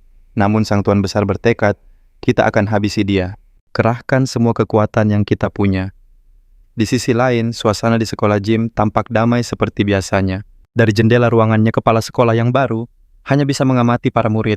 Siapa sangka mantan guru olahraga ini, kini harus berhadapan dengan setumpuk dokumen. Ia menghela napas panjang. Aku ini kan cuma guru biasa. Iya lagi. Keluhnya pasrah menghadapi takdir barunya. Tiba-tiba dering telepon memecah keheningan. Dengan sigap sang kepala sekolah mengangkatnya. Suara di seberang telepon langsung ke intinya. Penelepon dari perusahaan Sunshine itu memberi perintah, akan ada murid baru, tempatkan dia di kelas yang sama dengan Setkang. Saat kepala sekolah hendak bertanya alasannya telepon sudah ditutup. Belum sempat ia mencerna ketukan di pintu membuatnya terlonjak kaget. Pintu pun terbuka perlahan, dan sosok yang muncul di baliknya membuatnya membeku di tempat. Itu Brock, terlihat jauh lebih baik dari sebelumnya. Brock, sedang apa kamu di sini? Tanyanya tak percaya, karena anak itu hampir tak pernah masuk sekolah. Dengan wajah serius, Brock menatapnya. Saya datang untuk mengucapkan selamat Pak Kepala Sekolah. Dan untuk meminta bantuan. Kepala sekolah semakin bingung. Bantuan apa yang kamu butuhkan? Brock menunduk dalam-dalam. Tolong izinkan saya kembali ke sekolah. Saya ingin lulus. Permintaan itu membuat sang kepala sekolah benar-benar pusing 7 keliling. Sementara itu, di koridor sekolah yang ramai seorang siswa melangkah dengan santai. Di salah satu kelas seorang guru memberi pengumuman mengejutkan. Kelas kita akan kedatangan murid baru, yang membuat seisi kelas bertanya-tanya. Silakan masuk, panggil sang guru. Pintu terbuka dan seketika suasana kelas menjadi hening. Saat murid baru itu berbalik, semua mata terbelalak, kaget bercampur takut. Guru pun memintanya memperkenalkan diri. Dengan santai ia berkata, "Namaku Brok Chang." Sontak seluruh kelas gempar mendengarnya. "Tenang semua di," seru guru, lalu mempersilakan murid baru lainnya masuk. Seorang siswa lain melangkah berdiri di samping Brok. "Namaku Jun Kim," sapanya ramah. "Senang bertemu kalian." Pesonanya langsung membuat para siswi di kelas meleleh. Tentu saja para siswa laki-laki langsung merasa iri. Sang guru sampai gugup sendiri. "Kalian ini benar-benar anak SMA." Ia lalu menyuruh keduanya untuk duduk di kursi kosong yang ada di belakang. Brok berjalan lebih dulu, tatapannya yang tajam membuat siswa lain menyingkir ketakutan. Kehadiran dua murid baru itu membuat suasana kelas yang tadinya santai menjadi tegang. Saat tiba di depan Seth, Brok berhenti dan menatapnya tajam. Namun Seth sama sekali tidak gentar, ia justru membalas dengan senyuman penuh arti. Tak lama kemudian, sebuah mobil klasik berhenti di depan gerbang sekolah. Sang sopir berkata, "Nona, auran kita sudah sampai." Wanita itu berbicara dalam bahasa asing, seolah memastikan tujuannya. Sambil merapikan rambutnya, ia tersenyum. "Aku tidak sabar bertemu Seth." Ironisnya di dalam kelas Seth dan Victor sedang asik tertidur pulas. Dengan dua murid baru yang mengintimidasi di dekat mereka, suasana kelas terasa begitu berat. "Anak-anak, siapa yang akan ikut acara kelulusan?" tanya guru, namun tak ada satupun yang menjawab. Mencoba mencairkan suasana, sang guru bertanya pada murid baru di belakang, "Kalian berdua ikut?" Jun Kim tersenyum manis, "Tentu saja saya ikut." Sementara Brok hanya diam, tatapannya lurus ke arah Seth yang tertidur. "Aku juga ikut," katanya pelan. Sang guru tersenyum canggung. "Baiklah, sampai jumpa besok." Ia pun berpesan agar semuanya berteman baik. Namun begitu guru menghilang, suasana tegang kembali menyelimuti ruangan. Seketika dua pengganggu itu bangkit berdiri. Tak mau kalah, Brok ikut berdiri membuat siswa di depannya gemetar. Menyaksikan raksasa itu, Kim hanya tersenyum simpul. Para perundung pun melangkah mendekati Victor dan Seth. Seth menatap tajam tanpa kata. Brok pun maju siap turun tangan. Victor memilih tak ikut campur. Ia membenarkan tasnya hendak pergi. Namun sebuah lengan raksasa menghalangi jalannya. Perbedaan postur mereka begitu kontras. Dengan kesal, Victor bertanya apa maunya. Dari sudut ruangan, si murid baru menikmati pemandangan itu. Sebuah senyum licik terukir di wajahnya. Kemudian di halaman sekolah, Victor menahan amarahnya. Tangannya di saku, ia bertanya, "Kau mau cari gara-gara?" "Pada mata." Brok menyeringai meremehkan nyali lawannya. Ucapan itu sukses menyulut emosi Victor. Dengan geram Victor berteriak, "Kenapa kau diam saja saat dihajar Seth?" Padahal Seth adalah lawan yang sepadan. Brok tetap membisu, lalu melempar tasnya ke tanah. Victor teringat pertarungan mereka sebelumnya. Ia tahu dirinya jauh lebih unggul. Jika guru tak datang, ia pasti sudah menang. Tanpa ragu, Victor memasang kuda-kuda menantang Brok untuk maju. Namun Brok punya ide lain. Dia bilang, pertarungan mereka harus di atas ring menggunakan sarung tangan. Victor tertegun. "Apa maksudmu?" tanyanya tak mengerti. Brok menjelaskan ia ingin belajar tinju. Dan menurutnya Victor adalah guru terbaik. Permintaan aneh itu membuat Victor makin bingung. Sementara itu, di gerbang sekolah Seth baru saja tiba. Seorang gadis mengikutinya dari belakang. Dengan gugup ia memanggil nama Seth, nyaris tak bersuara. Seth menoleh. "Apa aku berbuat salah?" Sophie cepat-cepat menggeleng. "Bukan begitu." Dia hanya ingin tahu apa Seth punya acara hari Sabtu nanti. Pertanyaan itu membuat Seth terdiam sejenak. Sophie menyodorkan 2 tiket VIP. "Aku dengar film ini bagus," katanya sambil tersipu. Tanpa pikir panjang, Seth langsung setuju. Gadis itu terkejut. "Kamu serius?" Seth mengangguk mantap. Mendengarnya, Sophie bisa bernapas lega. Sambil memeluk tiketnya, ia tersenyum manis. "Syukurlah." Melihat senyumnya, sebuah ide muncul di benak Seth. "Kalau hari ini, kamu ada waktu?" tanyanya tiba-tiba. Dia mengajak gadis itu untuk makan bersama. Sophie terpana oleh ajakan mendadak itu. Seth menambahkan ia tahu tempat makan yang sangat lezat. Seketika senyum, Sophie merkah. "Tentu saja mau, aku lapar." Seth bertanya sambil tertawa, "Suka pedas?" Sophie balas tertawa. Siapa yang tidak suka? Mereka terus mengobrol seru hingga senja menjelang. Sebuah mobil mewah berhenti di depan sekolah. Sopir itu menunggu saat seseorang mendekat. Ketukan di jendela membuatnya terkejut. Melihat sosok itu, sang sopir panik. "Bagaimana kalau Tuan Muda tahu?" Sosok itu menyeringai. "Tenang saja." Ternyata dia adalah Jun Kim, si murid baru. "Tuan Muda sedang pergi kencan," katanya. Sang sopir roh sama sekali tak mengerti. Jun Kim mengalihkan topik. "Punya rokok?" Berpura-pura jadi anak baik itu melelahkan keluhnya. Sopir itu mendengus. "Kamu gila merokok pakai seragam?" Jun Kim hanya tersenyum tipis. "Kau benar juga." Roh tertawa menyalakan rokoknya sendiri. "Bagaimana sekolah itu?" tanyanya sambil mengembuskan asap. "Hanya sekumpulan bocah," jawab Jun Kim enteng. Tapi Roh mengingatkan, jangan sampai Tuan Muda kenapa-kenapa. Jun Kim tersenyum miring. Tidak perlu khawatir. Sebilah benda tajam muncul dari balik lengan bajunya. Kau tahu siapa aku, bisiknya.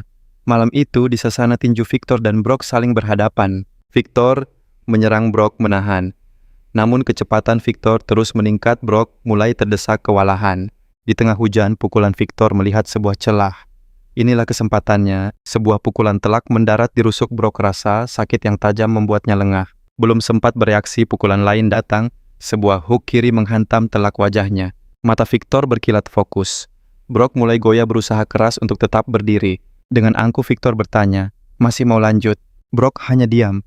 Lalu ia membuka matanya menatap tajam. "Hanya segini kemampuanmu." Mendengar itu, urat di pelipis Victor menonjol karena marah. Melayangkan tinju lagi, ia mengejek Brock yang bahkan tak bisa menyerang dengan benar. Victor menghujaninya dengan pukulan bertubi-tubi, namun Brock tetap bertahan laksana batu karang. Keringat membanjiri Victor yang kelelahan. Tapi saat Brock membuka mata, ia masih berdiri kokoh. Sambil bersiap melancarkan serangan lain, Victor menantang si perundung untuk mencoba memukulnya. Mengincar titik vital Victor, mencoba mengakhirinya dengan satu pukulan pamungkas. Tapi sesuatu menghentikannya. Untuk pertama kalinya Brock berhasil mengelak. Keduanya membeku saling menatap tak percaya. Dengan tubuh gemetar, Brock memasang kuda-kuda untuk serangan balasan. Ia maju mengerahkan seluruh kekuatannya. Pukulan itu nyaris mengenai sasaran, tapi Victor menangkisnya. Seketika Victor mundur hingga ke sudut ring. Terpojok, Victor bersiaga saat raksasa itu bersiap menerkam. Brock mencoba menyerang lagi, tapi Victor menghindar dengan gesit. Dengan cepat Victor mendaratkan uppercut telak yang sempurna. Setelah serangan itu, Victor kembali waspada sementara lawannya hanya diam mengamati. Merasa jengkel, Victor tak habis pikir apa orang ini bisa memukulnya. Membuyarkan lamunannya, Brock justru bertanya apa yang Victor tunggu dan menyuruhnya untuk menyerang. Mendengar itu amarah Victor meledak dan ia mengumpat pada lawannya. Keduanya pun saling serang dengan kekuatan penuh. Sementara itu, di bioskop pasangan kita sedang menonton film horor yang menegangkan. Sophie gemetaran hebat karena ketakutan. Ia pun refleks mencengkeram erat jaket milik Seth. Dengan sigap Seth menaruh tangannya di atas genggaman Sophie. Merasakan sentuhan itu, wajah gadis itu langsung tertunduk. Sophie menarik tangannya dengan malu-malu sementara Seth hanya terkekeh melihat tingkahnya. Tak lama film pun berakhir. Para penonton mulai beranjak keluar. Seth dan Sophie pun ikut meninggalkan studio. Seth bertanya apakah Sophie menikmati filmnya, dan gadis itu mengiyakan. Seth pun mengaku ia juga menyukainya. Sambil tersenyum, Sophie berkata, ia senang mendengarnya. Ia lalu bertanya apa Seth akan pulang, tapi Seth memotongnya dan mengajaknya makan. Mendengar ajakan itu, Sophie tampak ragu. Seth pun bertanya, bukankah normal makan setelah nonton film? Dan bukankah begitu cara sebuah kencan berjalan? Sophie tergagap. Apa? Ini sebuah kencan? Tiba-tiba Seth menggenggam tangannya. Dengan ceria ia berkata tahu tempat yang paling pas. Mereka tiba di sebuah restoran mewah di dalam gedung Sunshine. Sophie tampak takjub melihat sekelilingnya. Ia sedikit mencondongkan tubuh dan berbisik, apa tempat ini mahal? Seth tersenyum dan memintanya untuk tenang dan nikmati saja makanannya. Seorang pelayan menghampiri meja mereka, menata semua peralatan makan dengan rapi. Sophie mengucapkan terima kasih. Saat pelayan itu pergi, gadis itu menghela napas panjang membuat Seth keheranan. Sophie melanjutkan, ia merasa semua ini terlalu berlebihan. Tapi Seth sekali lagi meyakinkannya kalau semua ini gratis. Sophie bingung dan bertanya apa maksudnya. Seth menjelaskan bahwa restoran ini adalah milik perusahaannya, jadi mereka tak perlu membayar. Masih tak percaya, Sophie bertanya lagi. Seth hanya menjawab kalau ceritanya cukup rumit. Intinya, Seth jauh lebih kaya dari yang Sophie bayangkan. Mendengar ini, Sophie hanya bisa tersenyum tipis. Penasaran, Seth bertanya apa Sophie tidak percaya padanya. Sophie menyangkal membuat Seth bingung kenapa ia malah tertawa. Dengan rona di pipinya, Sophie mengaku ia tertawa karena sedikit iri mendengar Seth begitu kaya. Mengganti topik, Seth bertanya kapan kencan kedua mereka yang sukses membuat pipi gadis itu memerah padam. Di hari lain, iring-iringan mobil melaju di jalanan. Di dalamnya ada Seth pamannya serta sang supir. Memecah keheningan, sang paman berkata akan mengirim orang ke Pulau Jeju menduga ada pergerakan dari geng Jepang di sana. Seth tak percaya. Ini hanya perjalanan sekolah biasa, tidak akan ada masalah apapun. Mendengar jawaban itu, sang paman terdiam. Seth pun ikut terdiam dalam pikirannya. Beberapa saat kemudian mobil mereka berhenti. Seth turun dan berpamitan untuk pergi. Tapi ia berhenti sejenak dan meminta pamannya untuk tidak cemas. Setelah itu, ia menutup pintu mobil dengan cukup keras. Seth berjalan menjauh dengan angkuh. Pria itu lalu memanggil supirnya memerintahkannya untuk ikut menyusul Seth. Sang supir bingung. Bukankah Jun Kim sudah ada di sana? Namun, pamannya menjelaskan bahwa ia sudah meminta geng Jeju mengawasi. Tapi ia akan lebih tenang jika supir kepercayaannya juga ada di sana untuk berjaga-jaga. Mengerti perintah itu, Rod menyatakan siap. Ia tampak bersemangat dengan gagasan pergi ke Pulau Jeju. Mereka pun segera menuju bandara dan terbang ke sana. Setibanya di Pulau Jeju, para siswa tampak begitu antusias. Bruk, sebuah pukulan mendarat di kepala siswa yang berisik. Sang guru muncul dengan aura mengintimidasi. Diam kalian semua. Kalian ini masih bayi atau apa? Bentaknya. Cepat, semua naik ke bus sekarang. Setelah semua berada di dalam guru, memastikan semua siswa telah hadir. Seketika bus pun melaju meninggalkan sekolah. Perjalanan pun berlalu, dan mereka tiba di Hotel Guturs yang megah. Satu persatu para siswa mulai turun. Di antara rombongan itu, terlihat Sophie Brock, Victor Kim, dan juga Seth. Setelah semuanya berkumpul, guru kembali melakukan absensi. Sambil melihat daftar guru mengumumkan, kamar kalian ada di lantai 8. Nama kalian sudah tertempel di pintu masing-masing. Kalian punya waktu 1 jam untuk merapikan barang bawaan, tambahnya. Seiring bus yang mulai menjauh, para siswa bergegas masuk ke lobi. Tak lama Seth berhasil menemukan kamarnya. Ternyata teman sekamarnya adalah Victor dan Brock. Wah, ini akan jadi tim yang hebat, seru Seth penuh semangat. Di lorong Ki, melambaikan tangan. Aku di kamar sebelah kalian ya. Begitu masuk Seth langsung takjub. Kamar ini keren. Tanpa pikir panjang, ia langsung melompat dan merebut salah satu tempat tidur. Dari belakang terdengar suara Victor. Hei Brock, kenapa kau ambil kasur yang paling besar? Brock hanya menatapnya dingin. Memangnya kenapa, ada masalah? Keduanya saling melempar tatapan tajam. Sejam kemudian semua siswa telah berkumpul di lobi mengobrol dengan riang. Di dalam bus yang berbeda, seorang guru memberi arahan. Ingat jangan sampai salah bos. Ada sekolah lain juga di sini. Kembali tepat jam 3 sore. Para siswa mulai menyebar. Seth yang sedang melamun tiba-tiba dikejutkan oleh sebuah panggilan. Itu adalah Sophie. Mau jalan-jalan bersama? Tanyanya sambil tersenyum. Tanpa ragu, Seth langsung mengangguk setuju. Sementara itu, Victor yang sedang beristirahat di rerumputan tiba-tiba menyadari sesuatu. Matanya menangkap sekelompok siswa yang berjalan melewatinya. Mereka tampak berjalan dengan tujuan tertentu. Melihat itu, Victor berdecak kesal. Cih, mereka kelihatan lumayan juga. Di saat yang sama, Brock berjalan melewati mereka dengan tatapan datar. Di tempat lain, Kim sedang asyik merokok saat seseorang menepuk pundaknya. Ternyata itu adalah Rod, sang sopir bus. Keduanya pun larut dalam obrolan dan tawa. Di sisi lain, Seth dan Sophie menuruni tangga sambil bercengkrama dengan akrab. Tiba-tiba langkah mereka terhenti. Para siswa dari Tiongkok yang dilihat Victor tadi, kini berdiri menghalangi jalan mereka. Salah satu dari mereka tersenyum miring pada Sophie. Nona Korea ini manis sekali. Mau jalan-jalan dengan kami? Wajah Sophie langsung berubah tidak nyaman. Pria itu melanjutkan, untuk apa kau menghabiskan waktu dengan bocah manis sepertinya? Mendengar itu Seth hanya terdiam namun tangannya mulai terkepal erat. Kalian sedang bicara apa? Tanyanya dengan nada dingin. Mereka tak menjawab. Tanpa sepatah kata pun, Seth menatap tajam memancarkan aura kemarahan yang pekat. Tak disangka Sophie justru melangkah maju membuat semua orang terkejut. Dengan sangat lancar Sophie berbicara dalam bahasa Mandarin. Apa mau kalian? Seth hanya bisa terperangah. Para siswa dari Tiongkok itu pun tampak sama kagetnya. Sophie melanjutkan, tolong jangan cemarkan nama baik orang Tiongkok di hadapan orang Korea dengan kelakuan kalian. Salah satu dari mereka tersenyum sinis. Oh, jadi kau bisa bahasa kami. Dan bocah kurus ini, pacarmu? Mengabaikan pertanyaan mereka, Sophie hanya berbalik. Ia meraih lengan Seth dan mengajaknya pergi. Dengan tenang Seth pun menurutinya. Saat mereka menaiki tangga tawa, mengejek dari belakang membuat urat di leher Seth menegang karena amarah. Keduanya tiba di sebuah taman. Masih tak percaya Seth bertanya, kamu bisa bahasa Mandarin?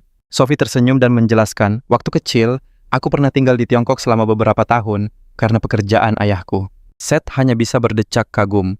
Itu luar biasa. Namun rasa penasarannya belum hilang. Jadi apa yang mereka katakan tadi? Sophie menggeleng pelan. Sudahlah jangan khawatir, bukan sesuatu yang penting kok. Tiba-tiba Seth berdiri. Aku mau ke toilet sebentar, ujarnya. Namun matanya memancarkan kilatan yang berbeda. Aku akan segera kembali. Namun Seth tidak berjalan ke arah toilet. Ia justru kembali ke tangga tempat kejadian tadi. Dari atas ia menatap gerombolan itu dengan senyum yang mengerikan. Hei kalian, panggilnya. Seketika Seth melompat turun menerjang ke arah mereka dengan kekuatan penuh. Sementara itu, Sophie masih duduk manis di bangku taman. Tak lama Seth kembali. Maaf, toiletnya agak jauh, katanya santai. Tidak apa-apa, jawab Sophie. Jadi kita mau kemana sekarang? Seth menunjuk ke suatu tempat. Pemandangan di sana luar biasa, ayo kita berfoto. ajaknya ceria. Keduanya pun berjalan sambil tertawa.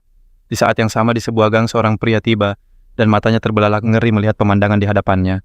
Melihat teman-temannya terkapar, ia menuntut penjelasan apa yang sebenarnya telah terjadi di sini. Dengan gemetar pria itu mengaku kalau mereka dihajar oleh seorang murid dari Korea.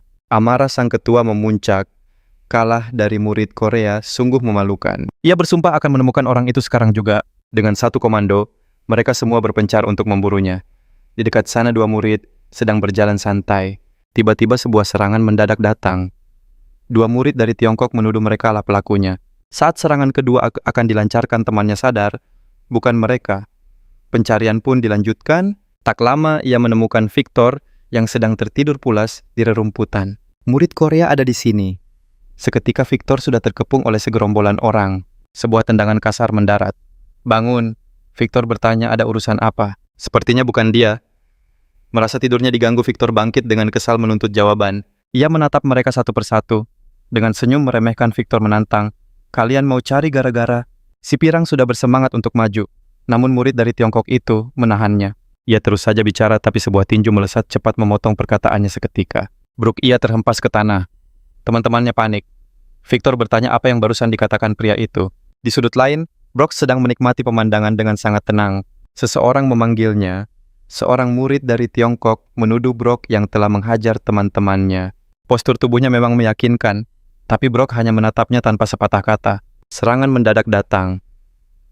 Namun dengan mudah Brok menahannya tanpa perlu berbalik. Si penyerang gemetar tak bisa berkata apa-apa melihat kekuatannya. Brok justru tersenyum. Terima kasih, aku mulai bosan. Pria itu menggeram marah. Ia berteriak minta dilepaskan untuk menyerang lagi, tapi Brok tak bergeming sedikit pun. Pukulan kedua datang dan kembali ditangkis. Dalam sekejap Brok sudah berbalik dan menguncinya dari belakang. Pria itu memberontak.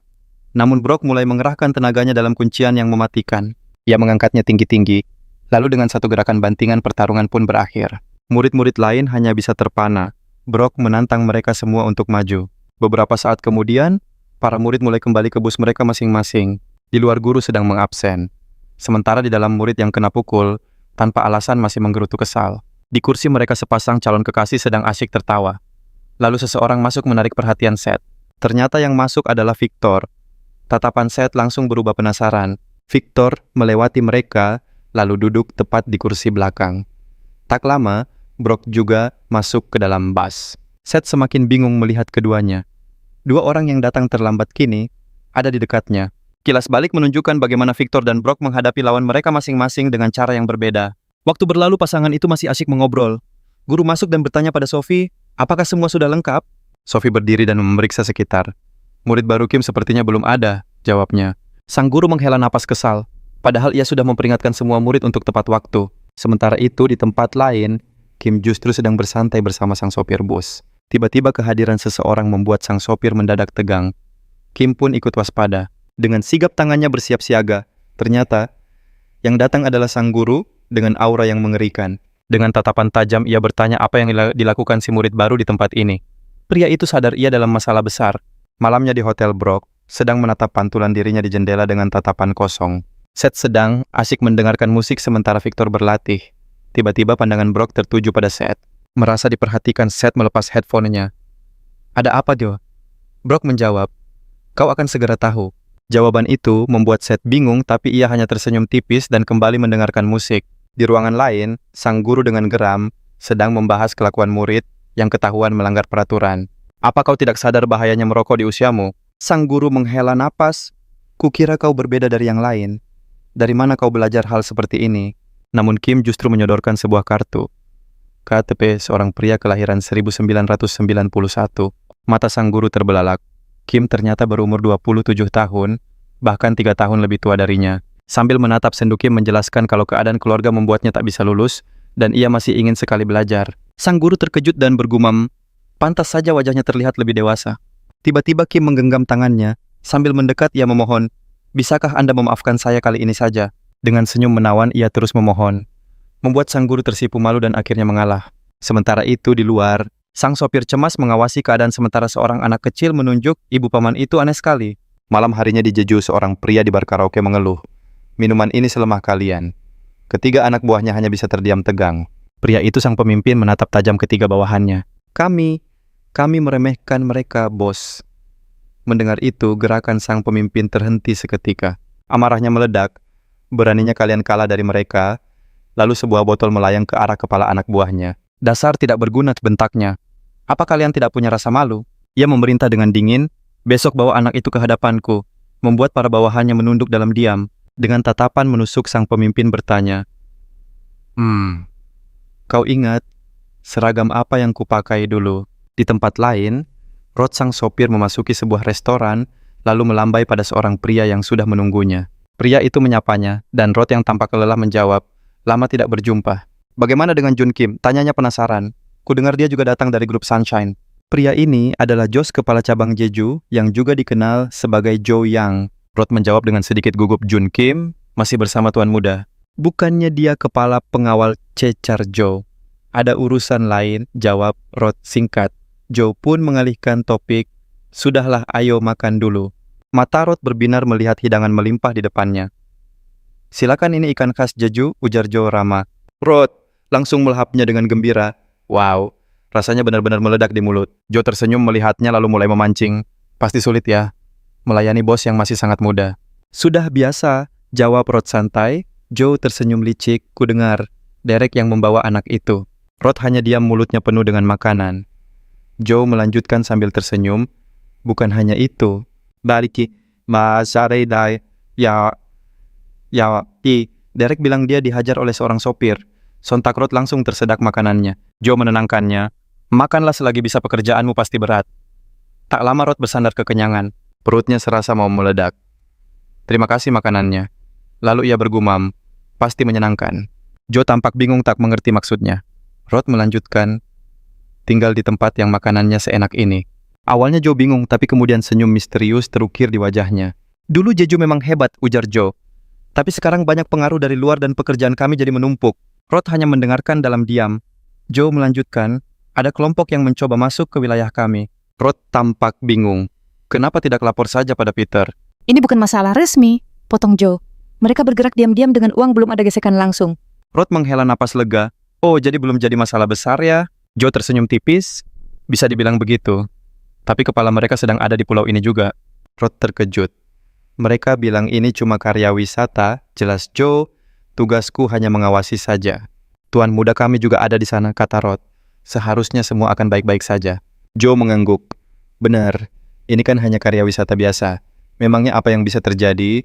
Sambil mengangkat gelasnya, Jo bertanya, bagaimana kalau minum sedikit? Rod langsung menolak. Maaf, saya harus menjaga tuan muda. Ayolah, satu gelas saja, bujuk Jo. Anak-anak juga senang bertemu denganmu lagi. Rod terlihat ragu sejenak, namun akhirnya ia mengangguk. Baiklah, tapi hanya satu gelas saja. Tak lama kemudian, deretan bos pariwisata tiba di hotel mengumpulkan seluruh siswa. Namun di sudut tersembunyi seorang siswa dari Tiongkok tampak punya rencana lain. Lewat telepon, ia melapor bahwa targetnya telah ditemukan dan ia akan terus membuntuti mereka. Setelah itu, bus-bus pun mulai berangkat. Sang guru mengumumkan tujuan mereka, Gunung Halasan, perjalanan 5 jam yang hebat menanti mereka. Seketika keluhan terdengar dari para siswa, namun guru dengan sigap menenangkan suasana. Ia menambahkan mereka boleh turun jika tak kuat, tapi dilarang keras menyimpang dari jalur. Tak lama bus pun tiba di kaki gunung. Begitu turun dari bus, ada yang meregangkan badan dengan semangat sementara yang lain memasang wajah lesu. Tepat pada saat itu sebuah mobil sedan berhenti tak jauh dari sana.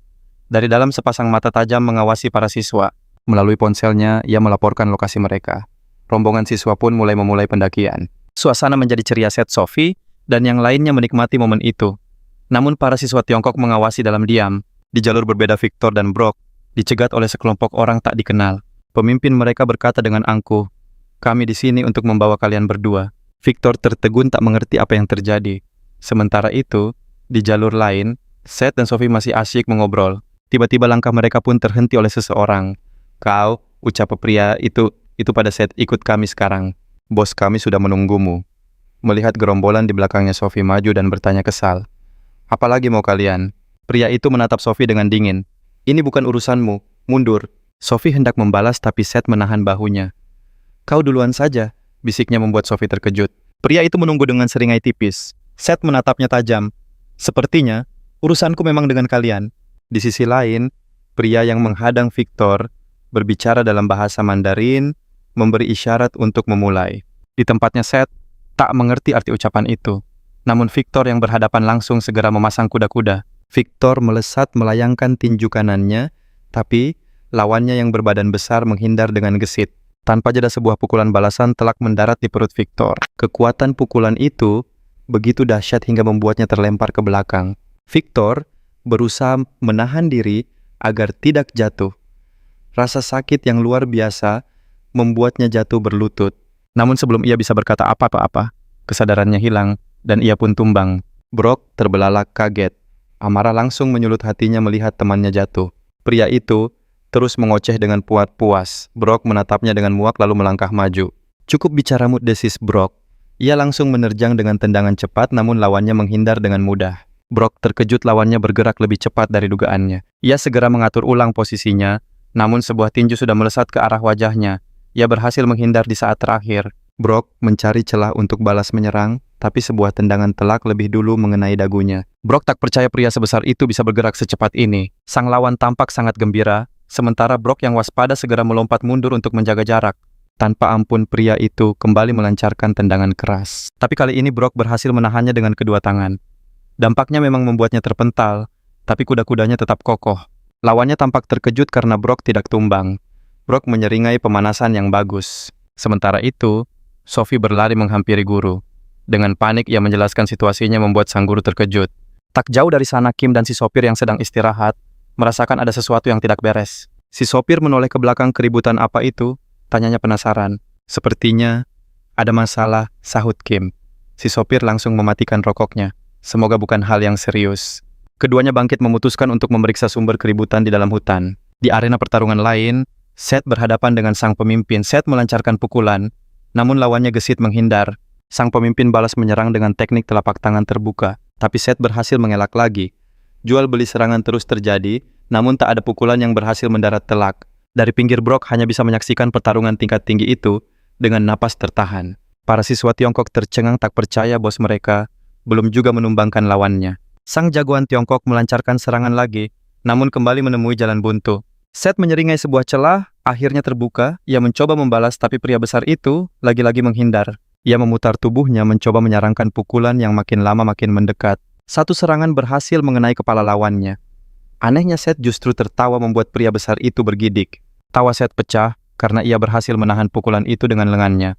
Dengan tatapan menantang Seth bertanya, "Cuma segini kemampuanmu." Sementara itu, Kim dan sang supir tiba di lokasi mengamati duel sengit dari kejauhan. Kim terpukau melihat intensitas pertarungan itu. Rod bergumam bahwa petarung itu luar biasa kuat. Kim tak percaya dia hanyalah seorang siswa, dan Rod menambahkan bahwa dia bahkan hampir menaklukkan Peter. Pria itu terkejut. Sang supir menjelaskan bahwa itu adalah kisah 2 tahun lalu. Seketika pria itu terdiam gugup. Jun Kim kembali fokus pada pertarungan menyadari situasinya semakin memanas. Melihat lengannya terkunci, pemimpin Tiongkok itu mengumpat kesal dalam bahasanya. Ia merenggut lengannya, lalu dengan cepat membalik keadaan dengan menangkap pergelangan tangan Seth dan bersiap memukul. Menganalisis situasi Brock, bersiap untuk melancarkan serangan balasan yang mematikan. Pria besar itu berusaha keras menahannya. Namun Seth justru menarik kerat jaketnya merapatkan jarak mereka. Tiba-tiba sebuah tandukan keras menghantamnya. Sang pemimpin Tiongkok merasakan sakit luar biasa dan terhuyung mundur. Seth maju untuk memberikan serangan penutup, tapi sebuah tendangan tiba-tiba melesat ke arah wajahnya. Dengan sigap Brock merunduk dan berhasil menghindar. Setelah mendarat ia melompat mundur menjaga jarak. Ia terkejut tak mengerti apa yang barusan terjadi. Menatap lawannya ia bertanya siapa penyusup itu. Seorang pria berkacamata hitam muncul menyuruh rekannya mundur karena sudah kalah. Dengan amarah yang meluap, pria besar itu bersikeras pertarungan belum berakhir dan menyuruhnya pergi. Pria itu mengingatkan bahwa ia sudah terluka parah. Namun dengan marah pria besar itu berteriak tak sudi kalah dari orang Korea. Membuka matanya ia merasakan sebuah firasat buruk akan terjadi. Seth mendekati mereka kembali bertanya siapa pria itu, namun serangan Seth berhasil dielakkan. Dalam sekejap Seth berbalik ke arah pria besar itu dan mendaratkan pukulan telak di wajahnya. Pria berkacamata itu terperangah. Seth bersiap melancarkan pukulan terakhir sementara pria besar itu sudah tak berdaya di belakangnya. Pria berkacamata hitam itu bergerak untuk menyergap, tapi Seth menyadarinya dan berhasil menangkap lengannya, mengunci serangannya. Dari kejauhan Rod dan Kim akhirnya menampakkan diri di lokasi. Wajah Kim tampak sangat marah sementara ketiganya kini Shenru dalam konfrontasi yang tegang. Tiba-tiba sang supir mengeluarkan senjata aneh dari jaketnya. Kim pun menarik senjatanya sendiri sambil berjalan maju. Pria berkacamata hitam itu kebingungan. Siapa lagi mereka ini? Trio itu kini dalam posisi siaga. Brock hanya diam menatap tajam ke arah Kim, begitu pula dengan pria berkacamata hitam itu. Memecah keheningan, Seth berkata, situasinya jadi runyam. Ia kesal karena mereka membuatnya seolah butuh bantuan. Ia lalu menatap pria Tiongkok itu dengan tatapan penuh kebencian. Pria itu tampak sedikit gentar. Tanpa basa-basi, Seth kembali menyerang, namun lawannya lagi-lagi berhasil menghindar tipis. Dengan cepat Seth menjambak kuncir kuda, lawannya menarik rambutnya dengan sangat keras. Kemudian dengan tangan kanannya yang bebas, ia bersiap menghantamkan pukulan telak tepat ke wajah pria itu. Hantaman itu begitu kuat hingga membuatnya terhempas keras dan jatuh ke tanah. Setelah pertarungan itu, Seth menatapnya dingin. Beberapa waktu kemudian di markas Sunine Group, suasana begitu hening antara Seth dan pamannya. Sang paman mengingatkan janji Seth untuk tidak membuat masalah lagi, tapi Seth hanya diam mendengarkan. Pria itu lalu menatap tajam pada Kim dan Rod, menyalahkan mereka karena lalai menjaga bos mereka. Keduanya hanya bisa menunduk dalam-dalam dan memohon maaf. Sambil terus mengomel, ia berkata, "Kenapa harus orang itu yang diajak berkelahi?" Seth memotong, "Jadi aku harus lari begitu saja saat ditantang?" Mendengar jawaban itu, sang paman hanya bisa menghela napas pasrah. Setelah berterima kasih terlintas di benaknya, Joe sedang dalam masalah yang sangat besar. Di tempat lain, Joe hanya bisa terdiam dengan tatapan kosong. Di depannya kedua anak buahnya babak belur, menjadi saksi kegagalan mereka melawan Seth. Pria itu pun bingung langkah apa yang harus diambil selanjutnya. Amarah pria besar itu memuncak. Dalam bahasa Mandarin dia bersumpah tidak akan memberi ampun. Joe kembali bertanya dalam hati apa yang harus ia perbuat. Pria berkuncir kuda itu menegaskan Sunshine Group tidak akan bisa kabur begitu saja. Benar-benar putus asa, hanya satu pertanyaan yang berputar di kepala Joe. Bagaimana cara keluar dari kekacauan ini? Di sisi lain, di SMA Yongjin aura dingin menyelimuti Seth yang duduk terdiam. Pulpen berputar di antara jarinya di tengah kelas yang sepi. Di saat yang sama di sasana tinju Brock melatih pukulannya.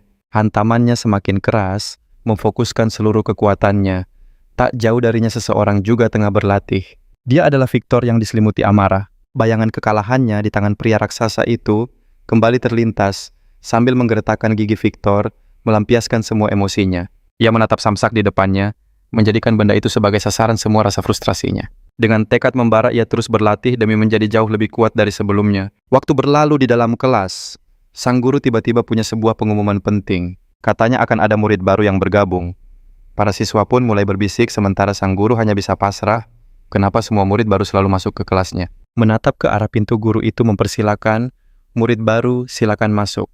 Sosok yang masuk adalah seorang gadis, dan dalam sekejap kehadirannya menyihir seluruh isi kelas. Guru menjelaskan kalau dia pindahan dari Jepang dan meminta semua murid untuk bersikap baik padanya.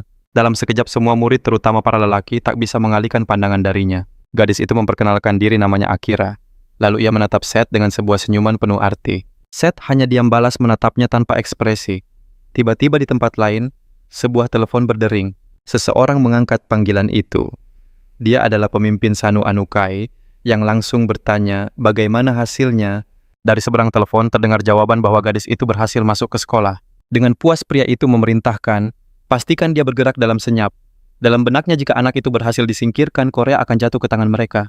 Kembali ke SMA Yongjin, Akira sudah duduk di bangkunya, sementara Sophie terus memperhatikannya dari jauh. Dalam hati Sophie mengakui Akira benar-benar cantik, nyaris seperti sebuah boneka porselen.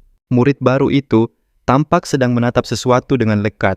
Rasa penasaran mulai menyelimuti Sophie. Apa yang sebenarnya ia lihat? Mengikuti arah pandang Akira, Sophie terkejut. Ternyata gadis itu sedang menatap Seth. Apa jangan-jangan dia sudah tertarik pada Seth? Tiba-tiba, Akira yang sadar sedang diperhatikan menoleh dan tersenyum licik ke arah Sophie. Tatapan itu membuat Sophie sangat tidak nyaman. Tanpa pikir panjang, ia langsung menghampiri meja Seth. Sambil memegang lengan Seth, Sophie mengajaknya pergi ke kantin untuk mencari makanan enak. Ajakan yang tiba-tiba itu membuat Seth sedikit bingung, tapi mereka berdua akhirnya beranjak meninggalkan kelas. Dari bangkunya, Akira hanya menatap kepergian mereka dengan tenang. Sementara di luar sekolah, sebuah mobil baru saja tiba. Di dalamnya Rod dan Kim duduk saling berhadapan. Sang supir mencoba mencairkan suasana. Dengan tatapan muram, Kim berkata, kalau mereka tak punya banyak pilihan. Kim teringat saat Seth marah besar dan memerintahkan semua pengawal ditarik dari kelasnya. Sambil menghela napas, ia melanjutkan, setidaknya Seth masih mau bersama supir. Itu lebih baik daripada sendirian, sahut pria itu sambil tertawa. Suasana pun sedikit mencair di antara mereka. Mengubah topik, Kim bertanya, apa kau tahu sesuatu? Pertanyaan itu langsung memancing rasa penasaran Rod. Kim pun mulai menjelaskan alasannya, ingin sekali pergi ke sekolah. Di saat yang sama di halaman sekolah, Akira tiba-tiba menghampiri Seth dan Sophie. Kemunculannya tentu saja mengejutkan Sophie. Dengan senyum manis, Akira berkata kalau ia sudah mencari-cari Sophie. Ia menyapanya dan berkata kalau ia dengar Sophie adalah ketua kelas. Akira pun mengaku belum terbiasa dengan lingkungan di Korea. Lalu ia bertanya, bisakah kita berteman? Sophie hanya bisa mengangguk setuju dengan ragu. Pandangan Akira beralih pada Seth. Apa dia ini pacarmu? Pertanyaan itu membuat Sophie tergagap. Namun tanpa diduga, Seth menjawab dengan tegas, benar dia pacarku. Jawaban itu tentu saja membuat Sophie terkejut bukan main. Dengan tatapan tertarik, Akira memastikan, oh ya. Seth kemudian beranjak pergi menyuruh mereka bersenang-senang. Namun baru beberapa langkah ia tiba-tiba berhenti. Seth menoleh menatap gadis itu sekali lagi. Akira bertanya-tanya kenapa ia pergi secepat ini. Aku ada urusan lain, jawab. Seth mencoba terdengar biasa saja. Ia pun melangkah pergi menyembunyikan pipinya yang memerah dan hati yang berbunga-bunga. Sophie hanya bisa terdiam memikirkan ucapan Seth sebelumnya. Tentang mereka yang terlihat seperti pasangan. Malam harinya di kafe sang ibu menyapanya. Tumben sekali kau mampir. Katanya bukannya ini masih jam sekolah. Seth menjawab ia sedang dalam perjalanan pulang. Ibunya tersenyum. Aku tahu itu. Tak lama kemudian kopi di cangkir Seth pun habis. Bud panggil Seth memulai percakapan serius. Hari ini ada murid pindahan dari Jepang di kelasku. Raut wajah ibunya langsung terlihat tertarik. Pasti gadis yang cantik, goda ibunya. Ini pertama kalinya kau membicarakan seorang gadis. Siapa namanya? Seth mengalihkan pandangan. Bukan itu masalahnya. Ia melanjutkan dengan nada serius. Ada sesuatu yang aneh tentang dia. Rasa penasaran ibunya memuncak. Apa itu? Dengan ragu Seth akhirnya mengungkapkan aura yang dia pancarkan. Sama sepertimu, Bu. Ekspresi wanita itu seketika berubah. Terkejut dan tampak sedikit resah. Apa mungkin ini hanya perasaanku saja?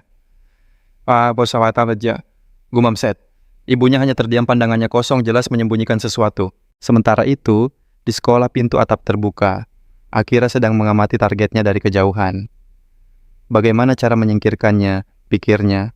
Tiba-tiba Seth merasakan hawa aneh dan mendongak ke atas. Namun tidak ada siapapun di sana. Sadar dirinya hampir ketahuan, Akira segera bersembunyi dari pandangan Seth. Sebuah senyum licik terukir di wajahnya. Ternyata dia tidak selemah itu. Gumamnya sambil menyingkap roknya dan memperlihatkan deretan senjata rahasia. Ia lalu melepaskan 2 holster dari pahanya dan mulai mengambil salah satu senjatanya. Sebuah jarum dengan desain yang aneh. Dengan tatapan dingin ia bergumam, jika misi ini cepat selesai, aku bisa sedikit jalan-jalan di Korea. Tiba-tiba sebuah suara terdengar dari belakangnya. Garis keturunan itu ternyata berlanjut. Akira tersentak kaget. Pergilah sekarang, Kwam, ujar wanita itu, dan aku akan anggap semua ini tidak pernah terjadi. Ibu Seth menatapnya tajam. Bagaimana tawaran yang bagus, bukan? Tanpa pikir panjang, Akira berbalik dan melemparkan jarumnya senjata itu, melesat lurus ke arah kepala wanita itu. Dengan tenang wanita itu menangkap jarum tersebut, seolah itu bukan apa-apa.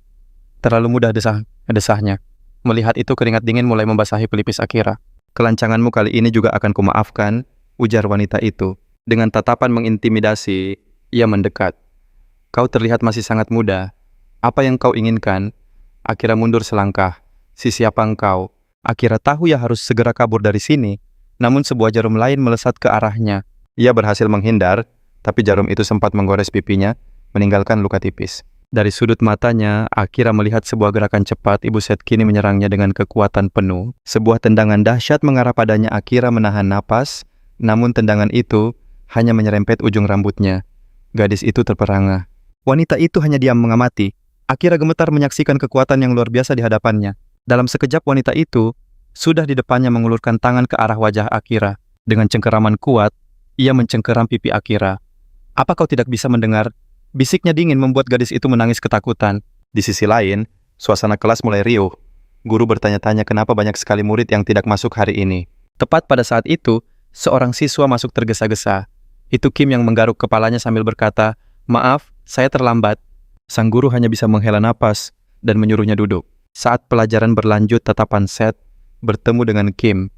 Seketika raut wajahnya berubah kesal. Setelah kelas usai, keduanya saling berhadapan di halaman sekolah. "Sudah kubilang pada paman agar kau tidak kembali," kata Seth dingin. Kim menunduk. "Maafkan aku. Aku yang memohon pada beliau agar diizinkan kembali." Jawaban itu membuat Seth terdiam. Kim melanjutkan, "Aku hanya ingin bersekolah seperti biasa." Tiba-tiba Kim hendak berlutut. "Paman memintaku untuk mendapat izin darimu." Namun Seth menahannya. "Jangan lakukan itu." dan jangan menghalangi jalanku. Perkataan itu membuat Kim terkejut. Seth melanjutkan, aku tidak butuh pengawal. Yang kubutuhkan adalah teman. Kim menundukkan kepalanya dalam-dalam, terima kasih. Tapi tiba-tiba Seth mencengkeram kerah bajunya. Kalau kau bersikap sekaku ini lebih baik kau pergi saja. Kim langsung berkeringat gugup. Seth melepaskan cengkeramannya, santai saja. Setelah itu Seth berbalik dan melangkah pergi. Kim hanya menatap punggungnya sebelum akhirnya sebuah senyuman tulus terukir di wajahnya. Sementara itu di atap, ketegangan masih menyelimuti Akira.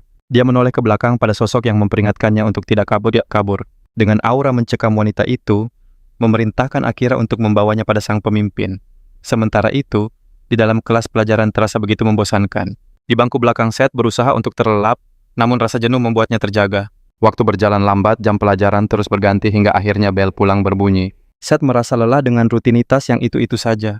Saat ia beranjak, Sophie di belakang menatapnya dengan cemas. Di luar sekolah, Seth berjalan menuju mobilnya yang sudah menunggu.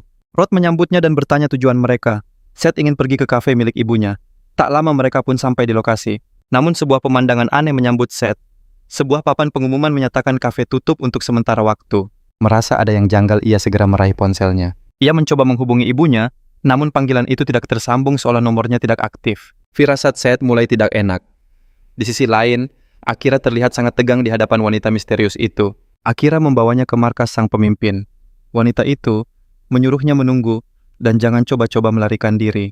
Setibanya di depan sebuah ruangan, wanita itu membuka pintunya dan disambut oleh dua pria berpenampilan formal. Salah satu dari mereka berkata, area ini terlarang, namun wanita itu membalas kalau dia datang untuk bertemu sang bos. Pria berkepala pelontos itu lalu bertanya dari kelompok mana dia berasal. Wanita itu berkata, dia tak punya waktu untuk basa-basi. Tatapan matanya yang tajam seketika membuat kedua penjaga itu terkejut. Si pria pelontos mencoba meraih sesuatu dari balik jasnya, namun semua terlambat. Dalam sekejap wanita itu melumpuhkan mereka. Keduanya terkapar tak berdaya di lantai. Pria pelontos itu menahan sakit dengan wajah penuh amarah. Dengan cepat dia mengeluarkan sebuah alat dan menekan tombol darurat. Wanita itu terus melangkah masuk tanpa peduli. Dia tiba di sebuah ruangan dan langsung membuka pintu. Di dalam seorang pria penuh tato dengan kimono bertanya siapa dirinya. Wanita itu hanya diam. Merasa diabaikan, pria itu mengulangi pertanyaannya dengan nada kesal.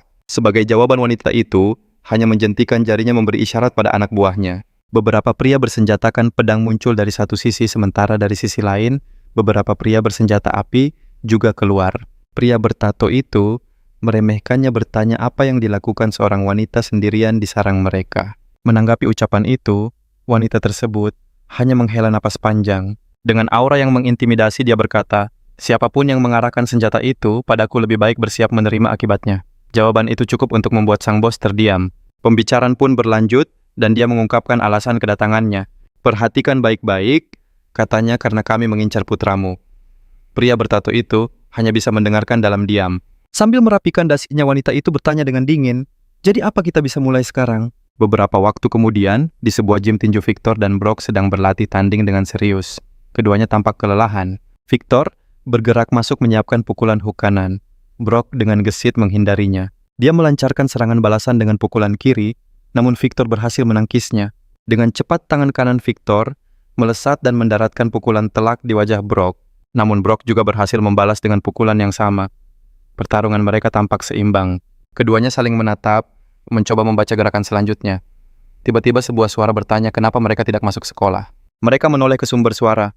Ternyata itu adalah Seth yang tersenyum dan berkata kalau dia merindukan mereka. Kelihatannya seru, kata Seth. Bolehkah aku ikut bergabung? Keduanya hanya menatap Seth dengan serius. Brock kemudian mulai melepaskan sarung tinjunya. Dia turun dari ring membuat Seth dan Victor bingung. Kau tidak mau bertarung? Tanya Seth. Pria besar itu menjawab, tunggu saja, aku akan segera menghajarmu. Seth hanya membalasnya dengan senyuman. Lalu Victor melemparkan sarung tinjunya ke arah Seth. Pakai ini dan naik ke ring, katanya. Hanya karena kau bisa berkelahi bukan berarti tinju itu mudah, ejek Victor. Mendengar provokasi itu, senyum di wajah Seth semakin lebar. Ia pun mengambil sarung tinju dari lantai. Victor menjelaskan aturannya, 4 ronde masing-masing 3 menit. Aku akan membuatmu memohon ampun. Dengan sarung tinju yang sudah terpasang, Seth menjawab, baiklah, ayo kita mulai. Di atas ring, Seth mulai menari dengan senyum santai. Ia menghindari sebuah hook kiri. Victor melancarkan serangan lain, pukulan kanan yang cepat, tapi lawannya kembali menghindar dengan mudah. Saat itulah pria pirang itu sadar ada sesuatu yang tidak beres. Seth mencoba membalas, namun serangannya berhasil ditangkis. Dalam hati Victor bertanya-tanya anak ini sebenarnya siapa. Seth kemudian mundur menjaga jarak. Nafas pria pirang itu mulai memburu. Dia tak mengerti kenapa Seth begitu tangguh. Sementara Seth menatapnya masih penuh semangat. Kemarahan Victor memuncak, ia berteriak bahwa tinju bukanlah pertarungan jalanan. Sambil menyebut Seth bajingan, ia menerjang maju. Di tempat lain suasana dojo pecah. Tiba-tiba sekelompok pria terlempar menembus pintu. Melihat pemandangan itu, kelompok lainnya langsung pucat pasi. Seorang wanita dengan mudahnya menumbangkan beberapa pria di sekelilingnya. Semua orang ketakutan karena ia terlihat seperti wanita tua biasa. Seorang pria nekat menyerangnya dengan pedang, tapi wajahnya langsung disambut pukulan telak. Ia pun tersungkur ke tanah. Pria botak lain ikut menyerang berteriak agar wanita itu lenyap. Dengan sigap wanita itu menoleh ke belakang. Pria itu siap mengayunkan pedangnya, namun serangannya mengenai sasaran yang salah. Ia terkejut. Pedangnya malah mengenai rekannya sendiri. Wanita itu menjadikan salah satu pria sebagai tameng hidup. Dengan geram ia bersiap menyerang lagi. Tapi tangan wanita itu sudah mendekati wajahnya. Tanpa ampun wanita itu menyerang kedua matanya. Dengan kekuatan dahsyat ia mendorong pria botak itu hingga terlempar ke tanah. Tatapannya dingin memancarkan aura yang mengintimidasi. Setelah itu, ia berdiri dengan tegap. Semua orang menatapnya dengan waspada. Dari belakang seorang pria bersenjata memintanya untuk tidak bergerak. Wanita lain mulai berteriak panik. Ia menyerang dengan sebilah pisau, namun wanita itu menghindar dengan gesit. Dengan cepat ia menyapu kaki pria itu, membuatnya kehilangan keseimbangan. Saat itu ia melihat pisau yang tergeletak. Dengan satu tendangan pisau itu, melesat ke arah pria bersenjata. Pisau itu menancap telak, melumpuhkannya seketika. Sementara wanita itu sudah menumbangkan satu orang lagi. Dengan satu tangan, ia merebut pedang dan melancarkan serangan penentu pada lawan berikutnya, menaklukkan mereka dalam sekejap. Penampilannya kini acak-acakan, tapi ia tak bersuara, hanya menatap dingin pada pria yang baru saja ia kalahkan. Setelah semua kekacauan itu, ia akhirnya membuka suara. Kata-katanya membuat semua orang di sekitarnya gemetar ketakutan. Dengan aura mengancam, ia akan menghabisi siapa saja yang berani menghalanginya. Di lokasi lain, dua pria sedang berbincang. Pria pirang itu bertanya kenapa mereka tidak minum-minum. Rekannya menjawab seorang duta besar tak punya urusan minum dengan jaksa. Namun pria itu mengingatkan bahwa mereka sudah bersahabat sejak kuliah dan teman baik selalu bisa minum bersama. Tapi lawan bicaranya meminta untuk tidak basa-basi dan menanyakan tujuan sebenarnya. Ia lalu bertanya apa Sophie belum memberitahunya. Ia menjelaskan ini tentang sekolah miliknya yang ia serahkan pada saudaranya, namun kini direbut oleh para berandal. Pria itu menjawab bahwa tidak ada yang ilegal dari semua itu. Merasa jengkel, pria pirang itu bertanya apakah mereka harus diam saja. Namun temannya balik bertanya apa maunya. Dengan marah pria pirang itu ingin semua orang tahu siapa yang mereka hadapi. Sang jaksa menjawab bahwa perusahaan Sunshine bersih secara hukum dan penyelidikan pun tidak akan menemukan apa-apa. Pria satunya tertawa mengatakan, mereka hanyalah sekelompok preman yang akan tahu diri jika bertemu lawan yang lebih kuat. Kemudian, jaksa itu berkata, tak akan ada yang mau melawan grup Sunshine. Sang duta besar menyeringai, mungkin tidak di Korea. Ia mengaku telah mengirim saudaranya ke Jepang untuk membereskan masalah itu. Mendengar ini, sang jaksa terdiam. Duta besar melanjutkan mengatakan, itu akan jadi hari terbesar di Jepang. Bingung dan kesal jaksa itu bertanya apa yang sebenarnya ia rencanakan. Dengan santai duta besar menjawab, ia tak ingin memperbesar masalah, hanya ingin menyingkirkan beberapa pengganggu. Jaksa itu bangkit dari kursinya menegaskan bahwa ia bekerja sesuai hukum. Sambil berlalu ia berkata, akan berpura-pura tidak mendengar apapun. Seketika amarah duta besar meledak hebat dan serapah pun terlontar. Ia berteriak dialah yang mengangkatnya jadi jaksa, tapi ini balasan yang ia terima. Sementara itu, di dojo kekacauan telah berakhir. Wanita itu tampak tenang setelah menaklukkan pria penuh tato dan bekas luka. Di hadapan lukisan Jepang, seorang pria tua mengamati dengan tenang menanyakan apa yang sebenarnya terjadi. Ia bertanya-tanya siapa wanita misterius ini, tiba-tiba matanya melebar saat merasakan sebuah pergerakan. Wanita itu bergerak secepat kilat, menebaskan pedangnya, dan sasarannya adalah lukisan di belakang pria itu. Pria tua itu terperanjat sebuah goresan tipis, muncul di dekatnya hanya beberapa senti dari tubuhnya. Dengan aura mengancam wanita itu berbisik, sentuh putraku lagi dan kupastikan kau akan menyesalinya. Beberapa saat kemudian, di sekolah Seth duduk dengan tangan bersilang, wajahnya tampak gusar. Sophie yang melihatnya menjadi sangat khawatir. Tiba-tiba bel pulang sekolah menggema. Seth langsung bangkit dari kursinya dan menghampiri gadis itu. Sophie memanggilnya. Kamu tidak seharusnya masuk sekolah hari ini? Lalu ia bertanya, mau makan sesuatu? Dengan seulas senyum tipis, Seth menolak. Maaf, aku harus pergi ke tempat lain. Seth pun beranjak pergi membuat gadis itu bingung. Lain kali akan kubelikan sesuatu yang enak, maaf ya, ujarnya sambil berlalu. Tanpa berkata apa-apa, Sophie hanya bisa memandanginya pergi. Di luar sekolah, Seth berjalan menuju mobil yang menunggunya. Sang sopir bertanya apakah ia mau langsung pulang. Namun Seth menyuruhnya pergi ke kafe milik ibunya. Setibanya di sana, Seth langsung turun dari mobil. Saat masuk ke kafe, ia terkejut melihat ibunya dalam keadaan baik-baik saja. Sang ibu menyapanya menanyakan harinya di sekolah. Dengan wajah cemas, Seth bertanya kemana saja ibunya pergi. Ibunya hanya menjawab ada sedikit urusan. Apa kau khawatir? Tanyanya. Tentu saja, jawab Seth. Sesaat kemudian perhatiannya teralihkan pada sosok lain di kafe itu. Seth menunjuk dan bertanya, bukankah itu dia?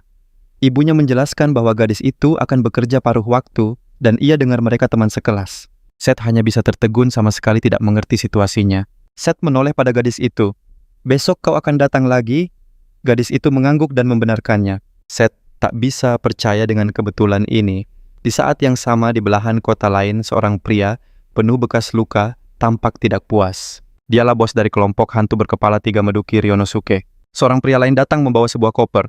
Ia meletakkannya di meja dan membukanya memperlihatkan tumpukan uang tunai. Sang bos menatap uang itu dengan dingin. Ia berkata, menyingkirkan grup Sunshine tidak akan mudah. Pria pirang itu bertanya apa maksudnya. Sang bos menjelaskan bahwa mereka punya aturan dan pada dasarnya mereka berada di pihak yang sama. Penjelasan itu justru membuat pria pirang itu semakin bingung. Sang bos melanjutkan, itu tidak penting. Apa yang bisa kalian berikan pada kelompokku? Pria itu menjawab, bos kami akan membantu bisnis kalian di Korea. Sambil tersenyum sinis, sang bos berkata, membuka bisnis di sana. Kami juga bisa melakukannya sendiri. Pria pirang itu pun bertanya, lalu apa yang kau inginkan? Sang pemimpin menjawab, sesuatu yang menghasilkan keuntungan besar. Misalnya membantu kami mengangkut beberapa barang ke Korea. Jika kalian bisa melakukannya, serahkan sisanya padaku. Jawaban itu membuat pria pirang itu terkejut.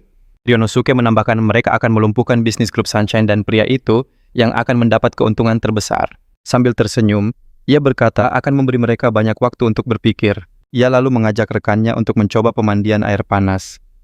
Sementara itu, di Pulau Jeju seseorang sedang menghajar Josh tanpa ampun. Kondisinya sudah sangat parah, babak belur dan kelelahan. Tiba-tiba seseorang datang ke lokasi itu. Pria itu adalah John Lee, manajer cabang dari kelompok Mandeok. John hanya menatap pria yang sudah tak berdaya itu. Meskipun kita dari kelompok Mandeok, ujarnya, apa tidak membosankan melakukan ini terus-menerus? Anak buahnya menyahut, kalau memang begitu seharusnya kau bilang saja. Pria itu menegaskan kalau ia tidak datang untuk bernegosiasi. Ia bertanya lagi, di mana orang yang telah memukul saudaraku? Malam harinya di kantor pimpinan grup Sunshine, sang paman tampak sedang melamun. Ia tampak tenggelam dalam pikirannya. Tiba-tiba dering telepon memecah keheningan. Ia berjalan dan mengangkat panggilan itu. Sang paman terkejut saat tahu siapa yang menelepon. Ternyata itu adalah Joe yang sedang terbaring di tanah ditahan oleh seorang pria botak. Ponsel Joe direbut pria itu memberi ultimatum bahwa orang yang berani menyentuh adikku. Ancamannya jelas, jika tidak geng mereka akan dihancurkan. Sontak amarah sang paman meledak. Siapa kau? Bentaknya. Dari seberang telepon sebuah nama besar disebut John Lee, pemimpin kelompok Mandeok. Sang paman tak gentar. Sentuh Joe seujung jari saja dan Korea akan jadi tempat terakhir yang kau lihat. Mendengar itu, John Lee hanya tertawa. Apa kau sadar siapa lawan bicaramu? Di saat yang sama di dekat sekolah, seekor burung hinggap di dahan pohon di bawah tatapan tenang Seth. Suasana kelas masih sepi. Tak lama pintu terbuka dan Akira pun masuk. Melihat Seth, Akira langsung bangkit menghampirinya. Namun Seth mendahuluinya. Aku perlu bicara denganmu. Keduanya pun menaiki tangga. Tanpa mereka sadari, Sophie membuntuti dari belakang dengan rasa penasaran. Sambil bertanya-tanya, Sophie bersembunyi di balik pintu atap mengintip dari celah sempit. Seharusnya aku tidak menguping pikirnya. Di sisi lain, Seth langsung ke intinya. Apa maumu sebenarnya? Akira pura-pura tidak mengerti, tapi Seth tak tertipu. Jangan berbelit-belit. Kenapa kau ada di kafe ibuku? Gadis itu hanya menjawab ragu. Itu hanya kebetulan. Kau pikir aku bodoh? Bentak Seth. Apa hubunganmu dengan ibuku? Akira benar-benar terpojok. Keheningan Akira membuat emosi Seth memuncak. Dengan tubuh gemetar, gadis itu akhirnya membuka suara. Sambil terisak ia mengaku, ini karena ibuku yang menyebabkan masalah. Pengakuan itu mengejutkan Sophie dan juga Seth. Tiba-tiba Sophie muncul dari balik pintu. Kemunculannya membuat Seth semakin bingung dengan situasi ini. Beralih ke dojo Ryo, tiba dengan perasaan aneh. Kenapa tidak ada penjaga di pintu masuk? Dia membuka pintu memanggil Rugan, tapi pemandangan di depannya membuatnya terdiam membisu. Rugan terduduk di lantai tak berdaya. Apa yang terjadi di sini? Tanya Ryo dengan panik. Dengan senyum getir, Rugan bertanya, Rio langsung ke intinya. Aku butuh kekuatan geng Chang untuk melawan Sunshine. Namun dengan keringat dingin Rugan menjawab, bukan di sini tempatnya. Jawaban itu membuat Rio bingung. Sambil gemetar ketakutan Rugan berkata, lakukan sesukamu, kami sudah tidak berdaya. Mendengar jawaban penuh keputusasaan itu, Rio hanya bisa terdiam menahan amarah. Waktu pulang sekolah tiba, Sophie berjalan santai sampai sesuatu yang tak biasa menarik perhatiannya. Para petinggi klub sekolah berkumpul dengan aura yang tidak bersahabat. Kapten Taekwondo pimpinan Judo Sam Choi, Ketua Gulat Damen Sao, dan Master Kendo Scott Choi. Seth menatap mereka dingin, ada perlu apa? Anak sombong diam dan ikut kami, bentak Gabe. Jawaban itu justru memicu tawa mengerikan dari Seth. Dari jendela sang ketua OSIS Jason, mengamati segalanya dengan ekspresi kesal. Kau pikir aku akan membiarkanmu berbuat sesuka hati, Seth, gumamnya dalam hati. Di dalam game Seth, dikepung 4 kapten. Dengan tenang ia bertanya lagi, jadi apa mau kalian? Gabe menggeram, dasar anak baru arogan. Seth mengangkat alis. Sombong, memangnya aku sudah melakukan apa? Kau terlalu banyak bicara. Hanya karena mengalahkan Brock, kau pikir kau siapa? Sam Choi menengahi, masalahnya sedikit rumit. Para senior tidak suka dengan anak baru sepertimu. Seth bersedekap. Oh ya, ku dengar justru para senior yang ketakutan. Tanpa rasa takut, Seth menantang. Jadi, kalian semua mau maju bersama? Tantangan itu menyulut amarah Gabe. Beraninya kau anak baru bicara seperti itu pada seniormu. Ekspresi Seth berubah dingin. Ini peringatan terakhir. Jika kalian terus menggangguku aku, tidak akan menjamin keselamatan para senior. Kurang ajar, teriak Gabe.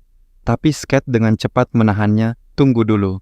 Kesabaran Seth tampaknya sudah mencapai batasnya. Sambil tersenyum licik, Master Kendo itu berkata, kami bukan pengecut. Bagaimana kalau kau hadapi aku dulu? Seth tidak menjawab dengan kata-kata.